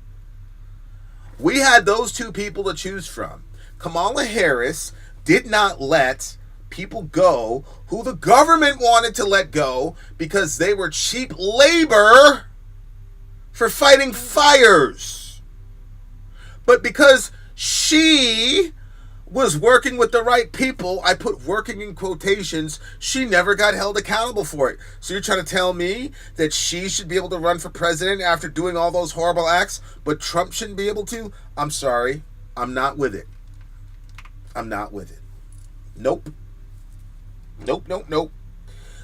You put the man's name, the man should be able to put his name in the ring, the woman should be able to put her name in the ring, and then the American people will decide whether or not we will forgive or not forgive you for your felony.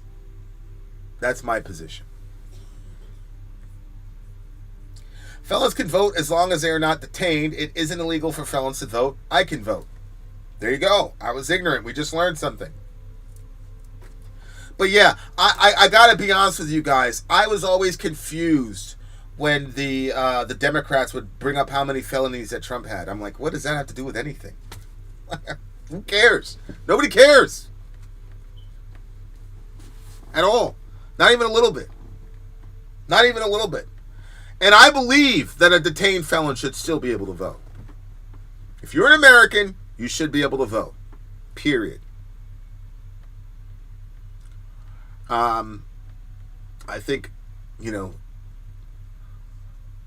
if you look at who gets arrested, who the police go after, if you look at who gets classified as a felon versus misdemeanors, etc., who gets records expunged, yada, yada, yada, I'm not with that at all. At all. And somebody should come up with a bill and call it the Trump bill. Because how in the world, think about it, how in the world could Trump or any Republican right now argue against it?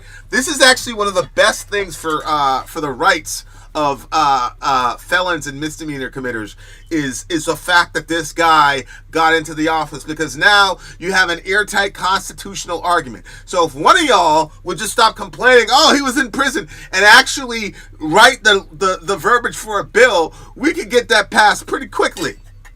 But instead, we're sitting here whining and complaining about the fact that the DOJ methodology of stopping your political opponents from being able to run for office didn't work. Because we all know that that's what they were doing.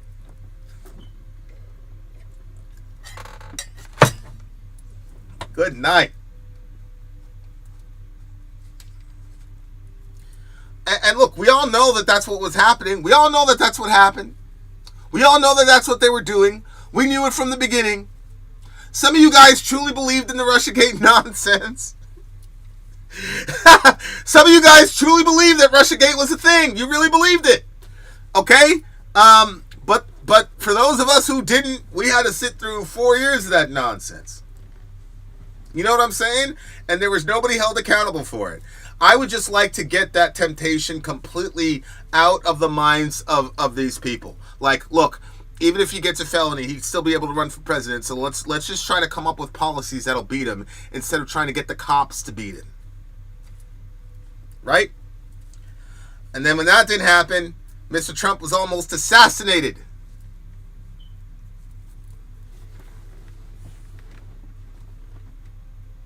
Unbelievable.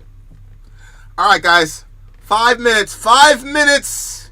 5 minutes, and then I'll be out of here. Let me put that clock up in there to show you guys I'm serious. This ain't a joke anymore. This ain't a joke, dear listener. This is not a joke, and it's not a test. This is real. Hold on. My comment section thingy has been frozen, so I haven't been able to see people's commentary. So don't be angry at me. Be like, oh, he's not answering my question. Shout out to Vin, who called Russiagate from the jump. I did not call Russiagate from the jump. It took me a while. I'm not going to lie to you. But eventually, I was able to see through it, and I found out that Russiagate was BS. I'm very, very proud of myself for that. But yeah. Morbid Angel says, don't put words in my mouth, Vin. What words did I put in your mouth, buddy? What words did I put in your mouth? So is the 82nd Airborne dropping in the... Hey, shout out to the 82nd. I had a friend that actually had to jump into Panama back in the day. He was a mentor of mine. Vin, I just answered your question about Tesla. Let me go and try to find it. Because that is something I want to look for. Hold on. Where did he say? What's his name? Haddon Blandon? Let me go to Blandon. Ask my... like, he shut it down. That means no more Tesla, no more electric vehicle. Whoa! Okay, so Elon shut down Tesla? Like, permanently, or he put it on the back burner? Did he permanently shut it down, or was it on the back burner?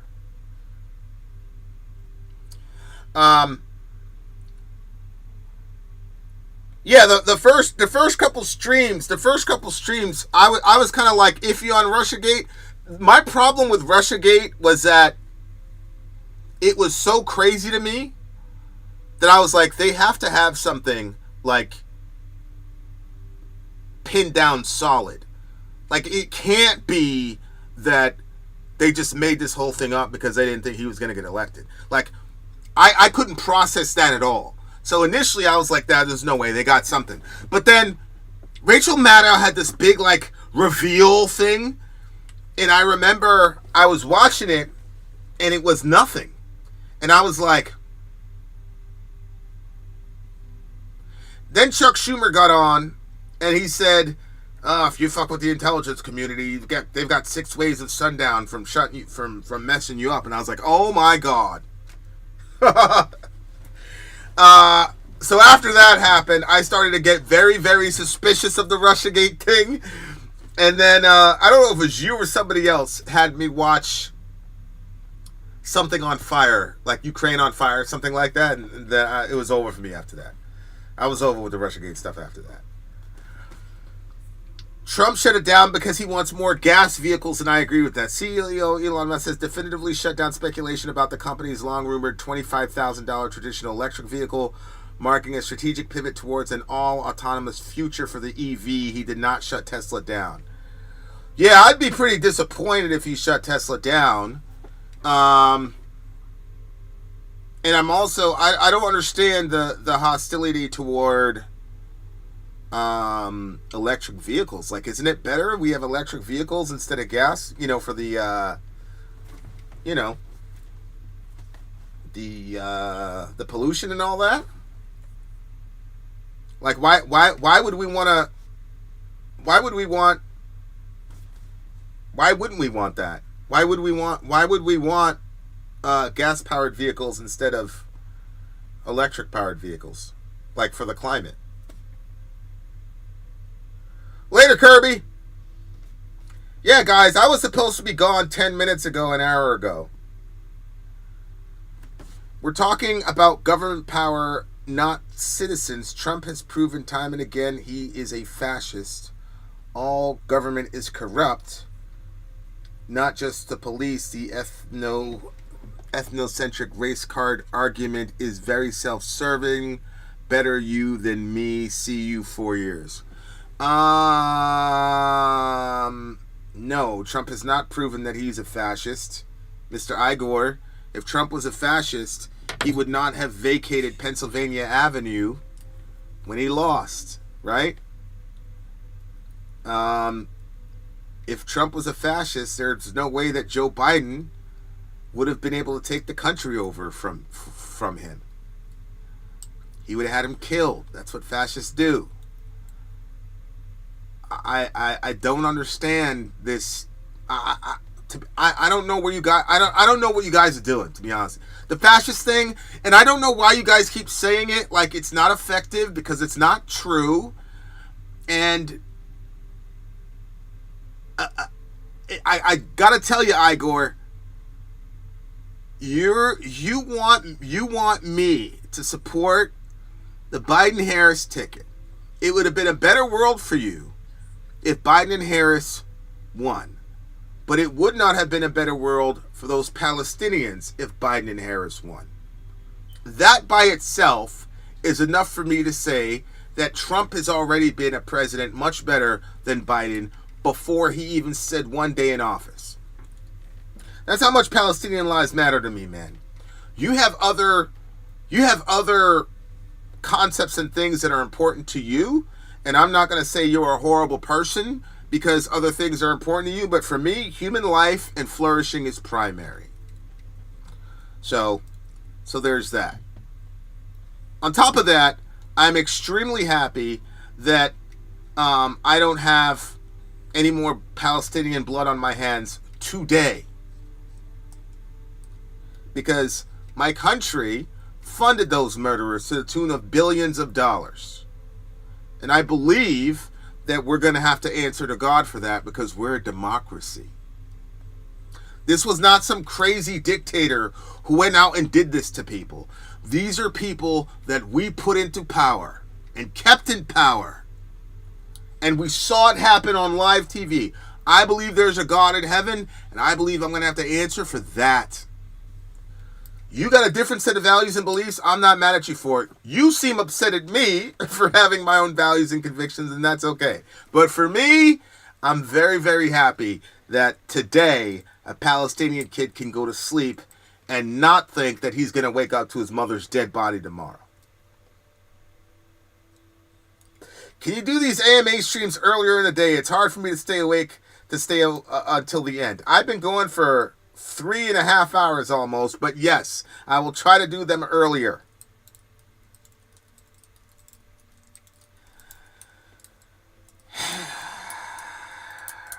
It would not have been better for the... Jesus. Is it really 1.7 million dead Russian Ukrainians?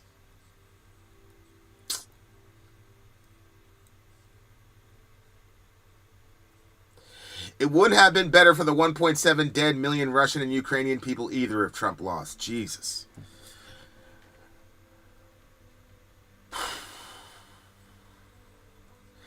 The way that people are just... We just throw out these numbers, man. We don't care about human life at all, man. We just... Hey, yeah, Russians, kill them. Kill them. Ukrainians, kill them. I saw a horrible video a couple of weeks ago. And this Ukrainian dude had run up on this other guy, and you could tell the dude had no idea what he was doing. He put down his kalesh, didn't have it strapped, threw the grenade in there, didn't count off the grenade.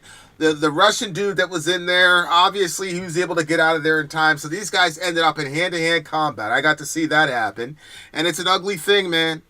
It's an ugly thing. The guy was... didn't have his weapon on him, couldn't get to his knife in time. He said, I saw a broken shard of glass among the ruins. So he took the glass and started jigging the dude in the eye. All this is happening on camera, scraping the guy's face off. Went to the dude's throat, cut his throat open. And then the Ukrainian guy's at the bottom. He's saying, okay, you got me. Just let me look at the sky.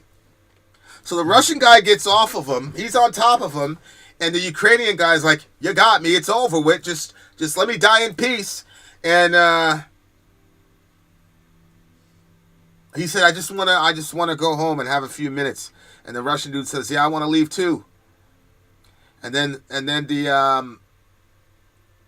as the Russian guy's leaving, the Ukrainian guy says, you're the greatest fighter in the world.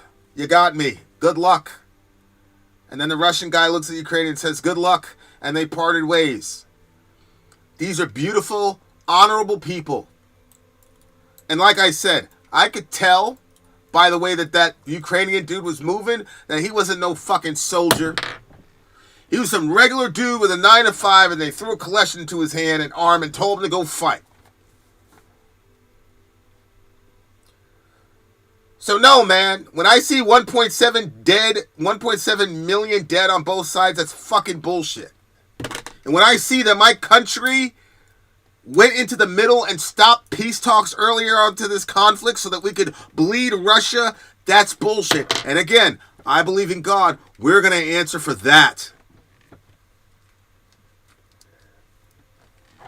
These are some of the most greatest, most honorable people on the face of the earth getting put into a horrible situation because people in my country decide it's good to kind of fuck with these people so that we could stay in power.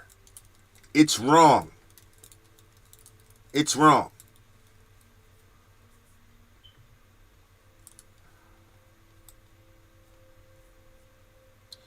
Jesus. I'm using the numbers I've heard today. 1 million Russians, 700K Ukrainians. Jesus.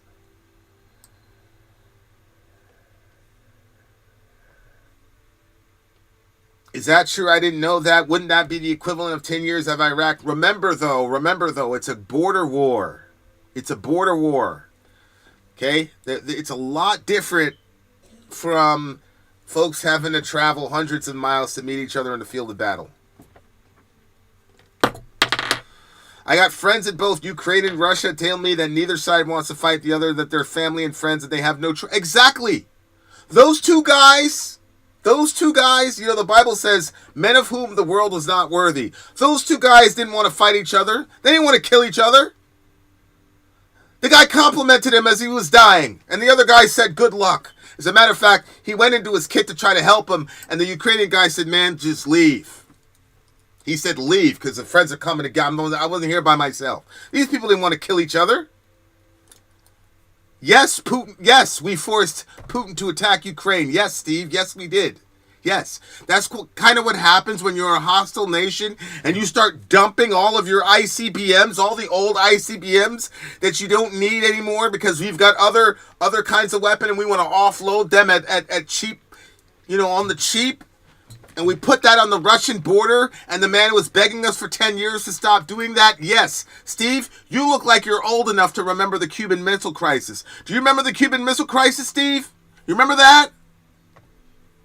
When the Russians started setting up ICBMs over there in Cuba, what did we do? Did we say, hey, you guys have the right to do that? That's cool. No, we said Monroe Doctrine, we're about to light up the entire planet if you don't get those fucking ICBMs away from here. From Cuba. That's an island. Not our border. Ridiculous. Americans love this shit, man. Americans love the hypocrisy. You love being able to live in a place where Canada doesn't have ICBMs pointed at you, where Mexico doesn't have ICBMs pointed at you, where Cuba would be terrified to do so. We love that. But then we're telling Russians, oh yeah, go ahead and have we're going to put that shit right up to your border and there's nothing you can do about it. Ridiculous. Ridiculous. At what point is all the aid only prolonging the suffering of millions? Without it, it would have been over by now. Correct. Correct. It would have been over by now. It was going to be over in the first month. Steve Sandcrab, go ahead and Google Dennis Kyrieve. Our country has been actively fomenting and perpetuating this war. That's not even a question.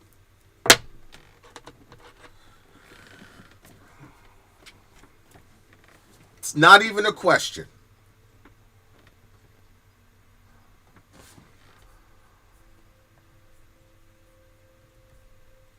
Google claims Ukraine has only lost 40,000 soldiers.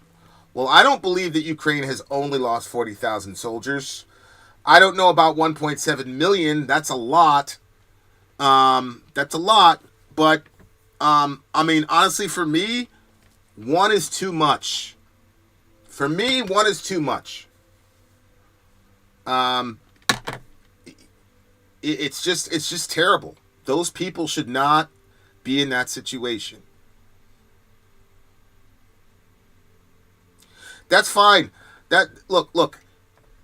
There are people that believe that Putin is using using the U.S. and NATO as an excuse. The only way you can prove that is if you take away the excuse, and we have never taken away the excuse. Therefore, the argument cannot be made because you don't have an example of him doing that without that excuse.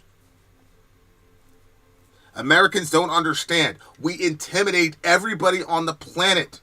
We have destroyers all over the world. Like you don't get it. You don't get it. We have people that live in absolute and total terror of us as a normal course of life. And finally, somebody said, I'm not going to let you do that to us. Why did Muammar Gaddafi die? Why did Muammar Gaddafi die? Good Lord.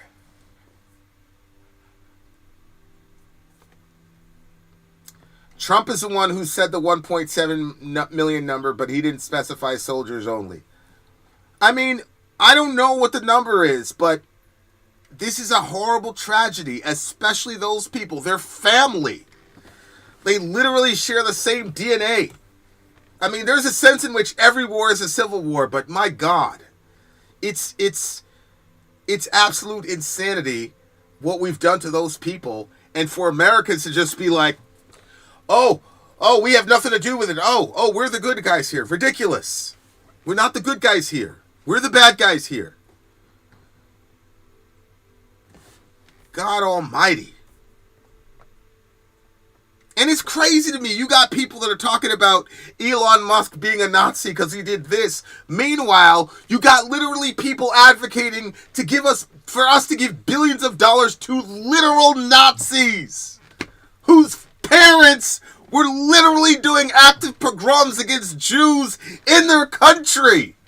It's insane. The way that you guys have been brainwashed by our government is crazy. God almighty. Ugh.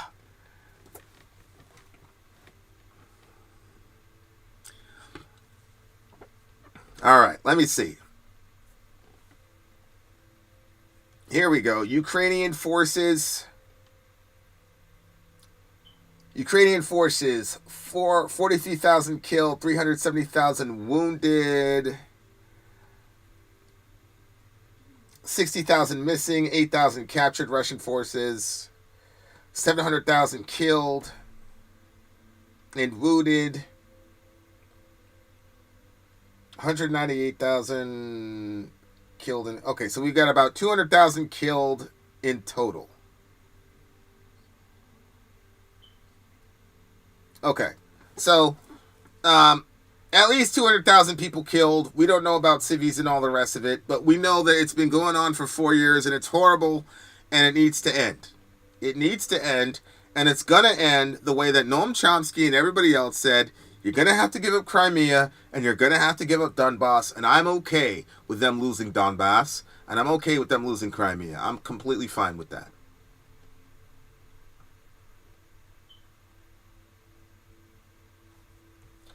I'm confused. What do you mean by let's take the excuse away? Russia has always tried to expand with or without NATO. What are you talking about?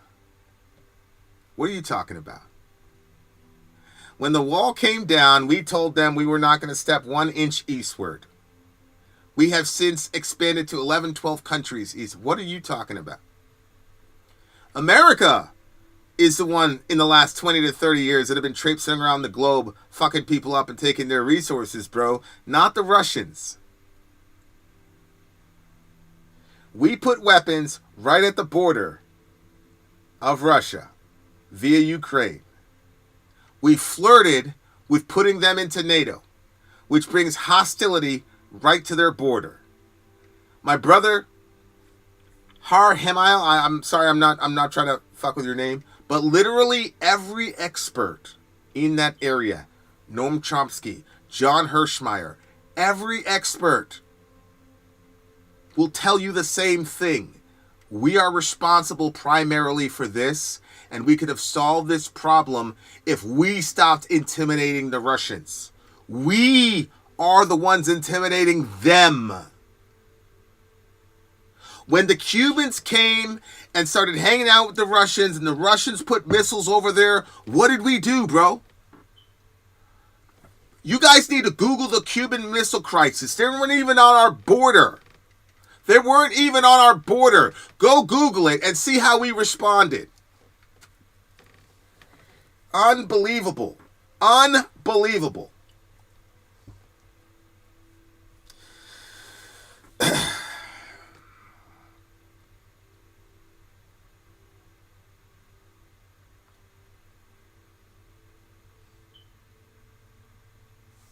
Okay, Igor, God bless you, bro.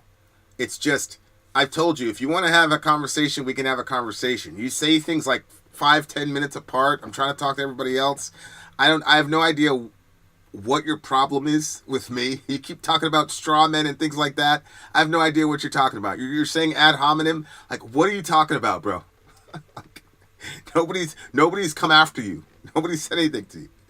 Good Lord. I mean, how could we ever know like the exact accuracy, like to zero of the numbers? I don't think we can know what the accuracy of the numbers are. But the point is, all those people died needlessly, and they deserve to live a happy life just like all the rest of us do. And America, we just don't care, man. We just don't care, man. Fuck them. Let them do whatever they want. Let's just have the Russians. Let's just continue to incite these people. Let's destroy their economy, all the rest of it. For what? Unbelievable. What is this guy supposed to do? Yeah, come with all your weapons right to my border, and you guys have been nothing but hostile toward us. They try to join NATO, all that shit. We wouldn't let them. We want a permanent pariah over there. But now you're going to say that all these dead Ukrainians and Russians are worth it for what? It's not worth it to me. Did you watch that video from Andrew Tate that I sent you? No. Because I generally don't look at my messages on X. I'm also done with Andrew Tate too. I hope they lock him up and throw away the key. I really hope they do.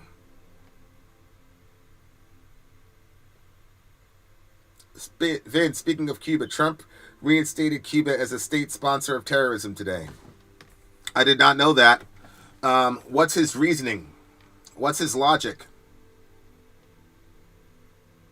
Vin, those numbers were given by the Ukrainian army. Even American generals know that those numbers are BS. I mean, I think everybody knows now anything that comes from Ukraine is by definition a lie. Right? I mean, come on. Well, if you look at the NATO expanding to east, it has mostly happened after 1999, and there's a pretty damn good reason for it. Most people in Europe are quite critical of NATO. I'm critical of NATO too. I don't even want us to be around in there. I don't see the need for NATO anymore. I hope that that's something that Trump really was serious about. I would love it if we got the hell out of NATO. I'd love it. We should have been allying with Russia. Let them have their own little sphere of interest and pull them away from China. But of course we didn't. Exactly. So let's let them flirt with the Indians, and they can come up with bricks so that we lose our hegemonic power in the world because we're so committed to fucking with Putin. It doesn't make any sense to me whatsoever. Russia has 3 NATO members right at its borders. There are Americans that honestly believe that Russia just needs to accept and pretend we're benign while NATO surrounds them. No, they don't want the Russians to pretend. They really believe that it's okay that we're surrounding these people with weapons because they believe in the goodness of America. So they don't even believe that the Russians should just accept it. They think that the Russians are lucky to be surrounded by their enemies with thermonuclear weapons. It's insane. But that's what they believe. It's insane. The guys in charge of Russia are old enough to remember the German invasion and the horrors that it brought. You should be able to understand their apprehension.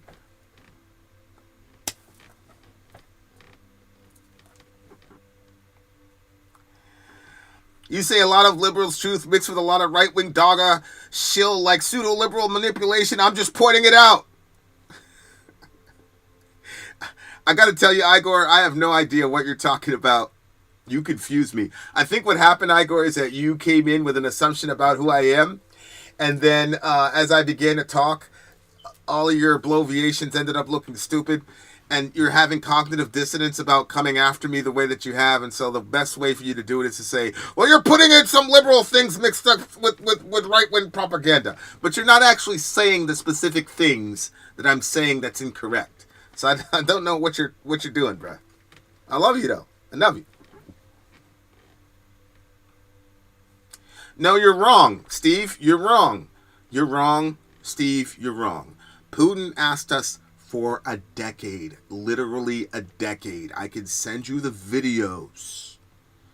The man almost begged us to stop doing that. We refused to listen.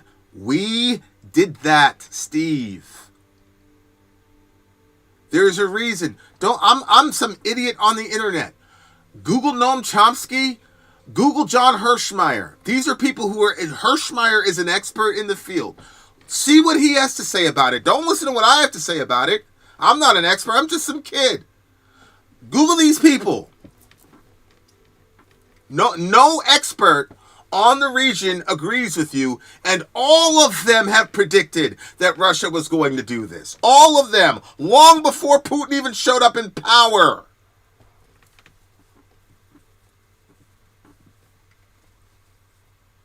God almighty.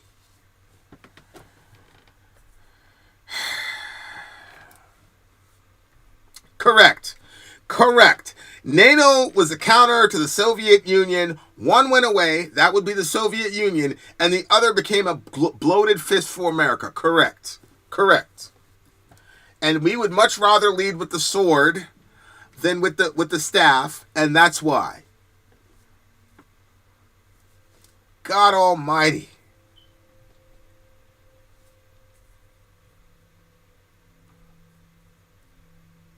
Maybe the fact that we're playing with people's lives that's my problem.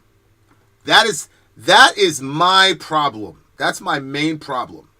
Is that we're playing games with the lives of other people. We're talking about what other people should do with their lives. It's insane. And the craziest thing about it is that if Americans were the type of people, like for example, when the Cuban Missile Crisis happened, you didn't have a bunch of Americans hit the streets saying, no, do not threaten Russia with war. Don't threaten anybody. Don't defend us. You didn't have Americans saying that during the Cuban Missile Crisis. We didn't go to the UN for 10 years and said, please stop putting all these missiles within striking distance of our country. We didn't ask anybody. We didn't try to negotiate the way Putin did for a decade. We said, you have till this time to get that shit out of there or all of us are going up in flames. That's what we did. Americans are so hypocritical. Holy shit.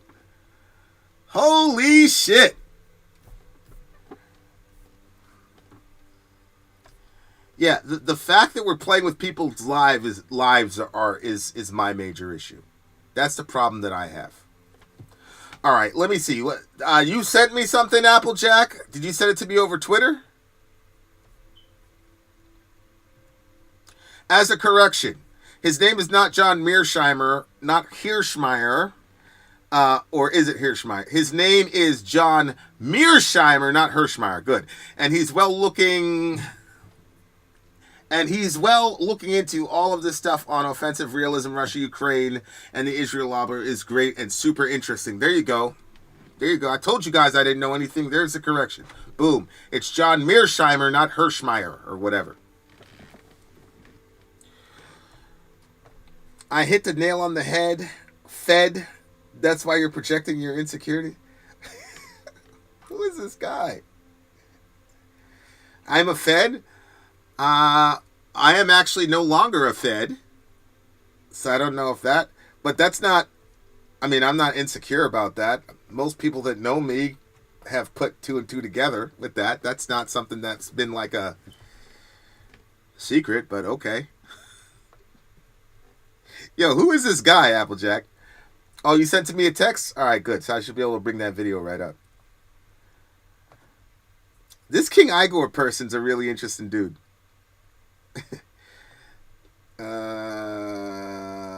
Just asked Obama if he behaved. Just barely. Oh, shit. Deaf Girl, let's read Obama joking with Bush at the inauguration. He looked like he wanted it. One of my kids is talking to me about whatever. Hold on, I'm trying to.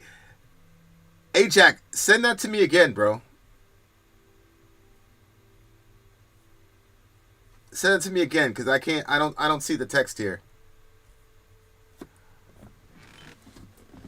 Okay, I tweeted it to you now. All right, I'm gonna jump. All right, guys, I'm gonna jump on X. Because I'm going to get this video from Trump, and then I'm going to get out of here. I'm going to give y'all some of your time back.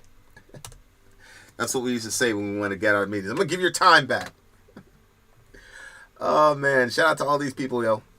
Then I think Trump's reasoning with Cuba has to do with the release of prisoners and loosening of sanctions. Plus, it was something Biden did like a week ago. Wait, he did it a week ago? What Biden did?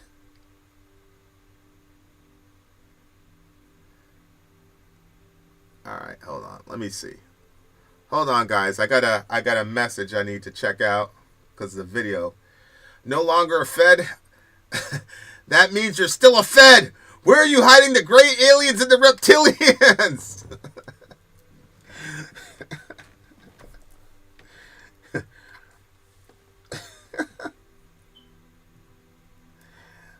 Yeah, I mean, I guess. I've been a free man for 6 years, y'all. So I don't know what this man's talking about.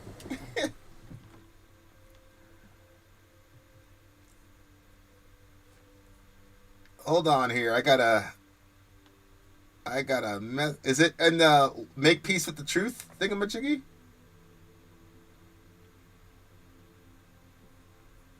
No? Where is it, bro?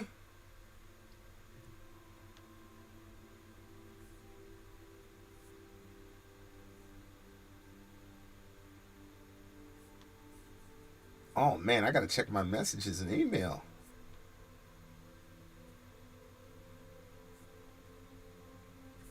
Shit. Libs of TikTok messaged me. What's wrong with me? I need to check my Twitter thing more often. FBI or the American Stasi, you're a Nazi. I've never heard you admit it before. I've never been FBI. Never.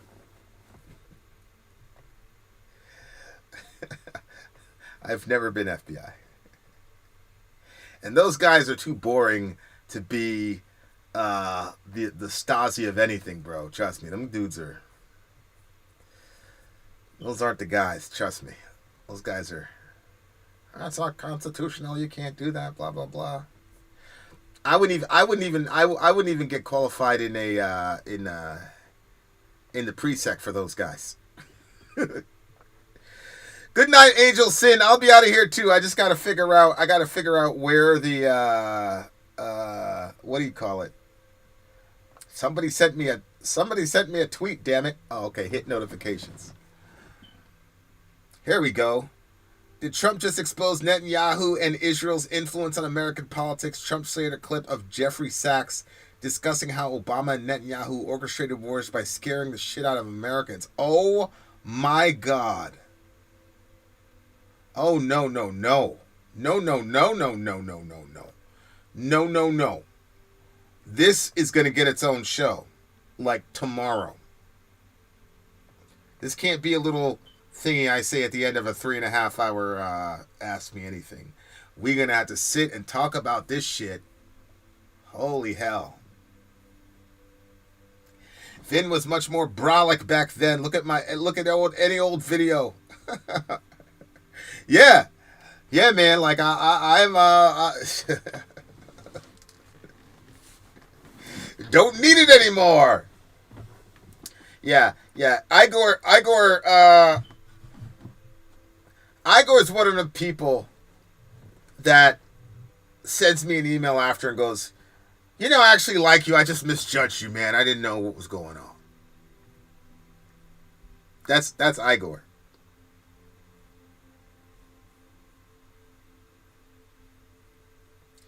Yeah, as I said, I have never worked for the FBI ever. So I don't know what dude was thinking. Yeah, so this is a Jeffrey Sachs interview. Damn it, I should have been paying him more attention. Now I see why God wouldn't let me see it, because if I would have had that, I would have stopped everything I was doing and I would have went straight to that as a whatever. He was speaking to kids in Cambridge College. Unbelievable. Yeah, that was the one, right? With the thing where it said that Obama and Netanyahu were teaming up on the war stuff. Man, I'll tell you what, if you want to talk about like the biggest disappointment of all time, it's got to be Barack Obama, right? it's got to be Barack Obama's the biggest disappointment we've ever had as a president. Because I remember the context, man. You're informant slave, FBI, the Fourth Reich, and yet you're defending them. Well, I have people that are very close to me that are in the FBI. I don't know what you know about them. I don't know that you've ever worked in any sort of enforcement or intelligence apparatus in our government. So I don't know how you know so much about what they do and what their goals and aims are. But I've never, I don't come out and whatever. But anybody that's watched the channel for a while could know pretty much. Well, yeah, but. Yeah, it's funny too, cause when white people who feel like they're down with the struggle start getting comfortable talking about folks being slaves and all the rest of it, but yeah, man, yeah, Bush and Cheney, yeah, Bush was a Republican, and toward the end of the Bush administration. Pretty much all Americans were war sick at the time. We're done with war. We're done with Iraq. We wanted to get out. The economy was trash. And he ran on emptying Guantanamo, which I understand why he didn't empty Guantanamo. It's one thing to look at it before, and then you actually look at who's in there and what we're doing there. It's okay. But he did let some guys out of Guantanamo, one of which became the head of ISIS, another of which became... part of al-Nusra Front. Not Jabhat al-Nusra, but al-Nusra Front, which was another one. Yeah, he was the biggest disappointment to me, for sure. FBI of the Fourth Reich, you're defending them. I've been targeted by them for decades. I find that hard to believe, that you were targeted by the FBI. The FBI... like any organization, does not have unlimited resources, my brother. And just like any intelligence or enforcement or intelligence operation, the people are the currency, and they don't have an infinite supply of people. So even if you had an infinite supply of capital, which they don't, but even if you did, the people are the operators and the operatives. So it's highly unlikely that the FBI have been looking at you for decades. But I mean, I don't know. Maybe you're some, maybe you're some super soldier or whatever. But, yeah. Obama may be most disappointing, but Wilson is untouchable as the worst. I agree with that. I agree with that. All right, guys, I will be back tomorrow or later on today, depending on how you look at it. It is 4:20 a.m. on the East Coast. I'm going to go take a shower now and set up some Fortnite. And we'll be good to go.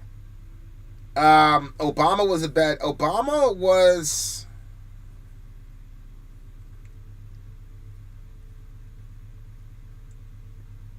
cold and calculating.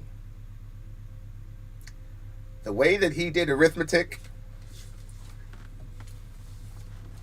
and made decisions about certain things was cold and calculating. I will say that. But shout out to Igor, the big homie. Glad you were around. Glad you participated. God bless America. Literally, though, God bless Russia. God bless Ukraine. God bless the Palestinians. And break the teeth of the lions, oh Lord. I work 5 p.m. tomorrow for NBA security. I will probably set up shop after the game's over. Send me a text, bro. Of course, you're an informant. That's why you keep defending them. Who cares what you believe? Thanks for proving what I'm saying. All right, well, we'll let Igor or Igor have the last word. Shout out to King Igor. Much love to you, baby. What's up to everybody else? I guess the lesson here is love your neighbor. Okay, take care of each other, and yeah, stay safe, guys. We'll see you guys tomorrow. It's a new world. We're in a new country. Vin out.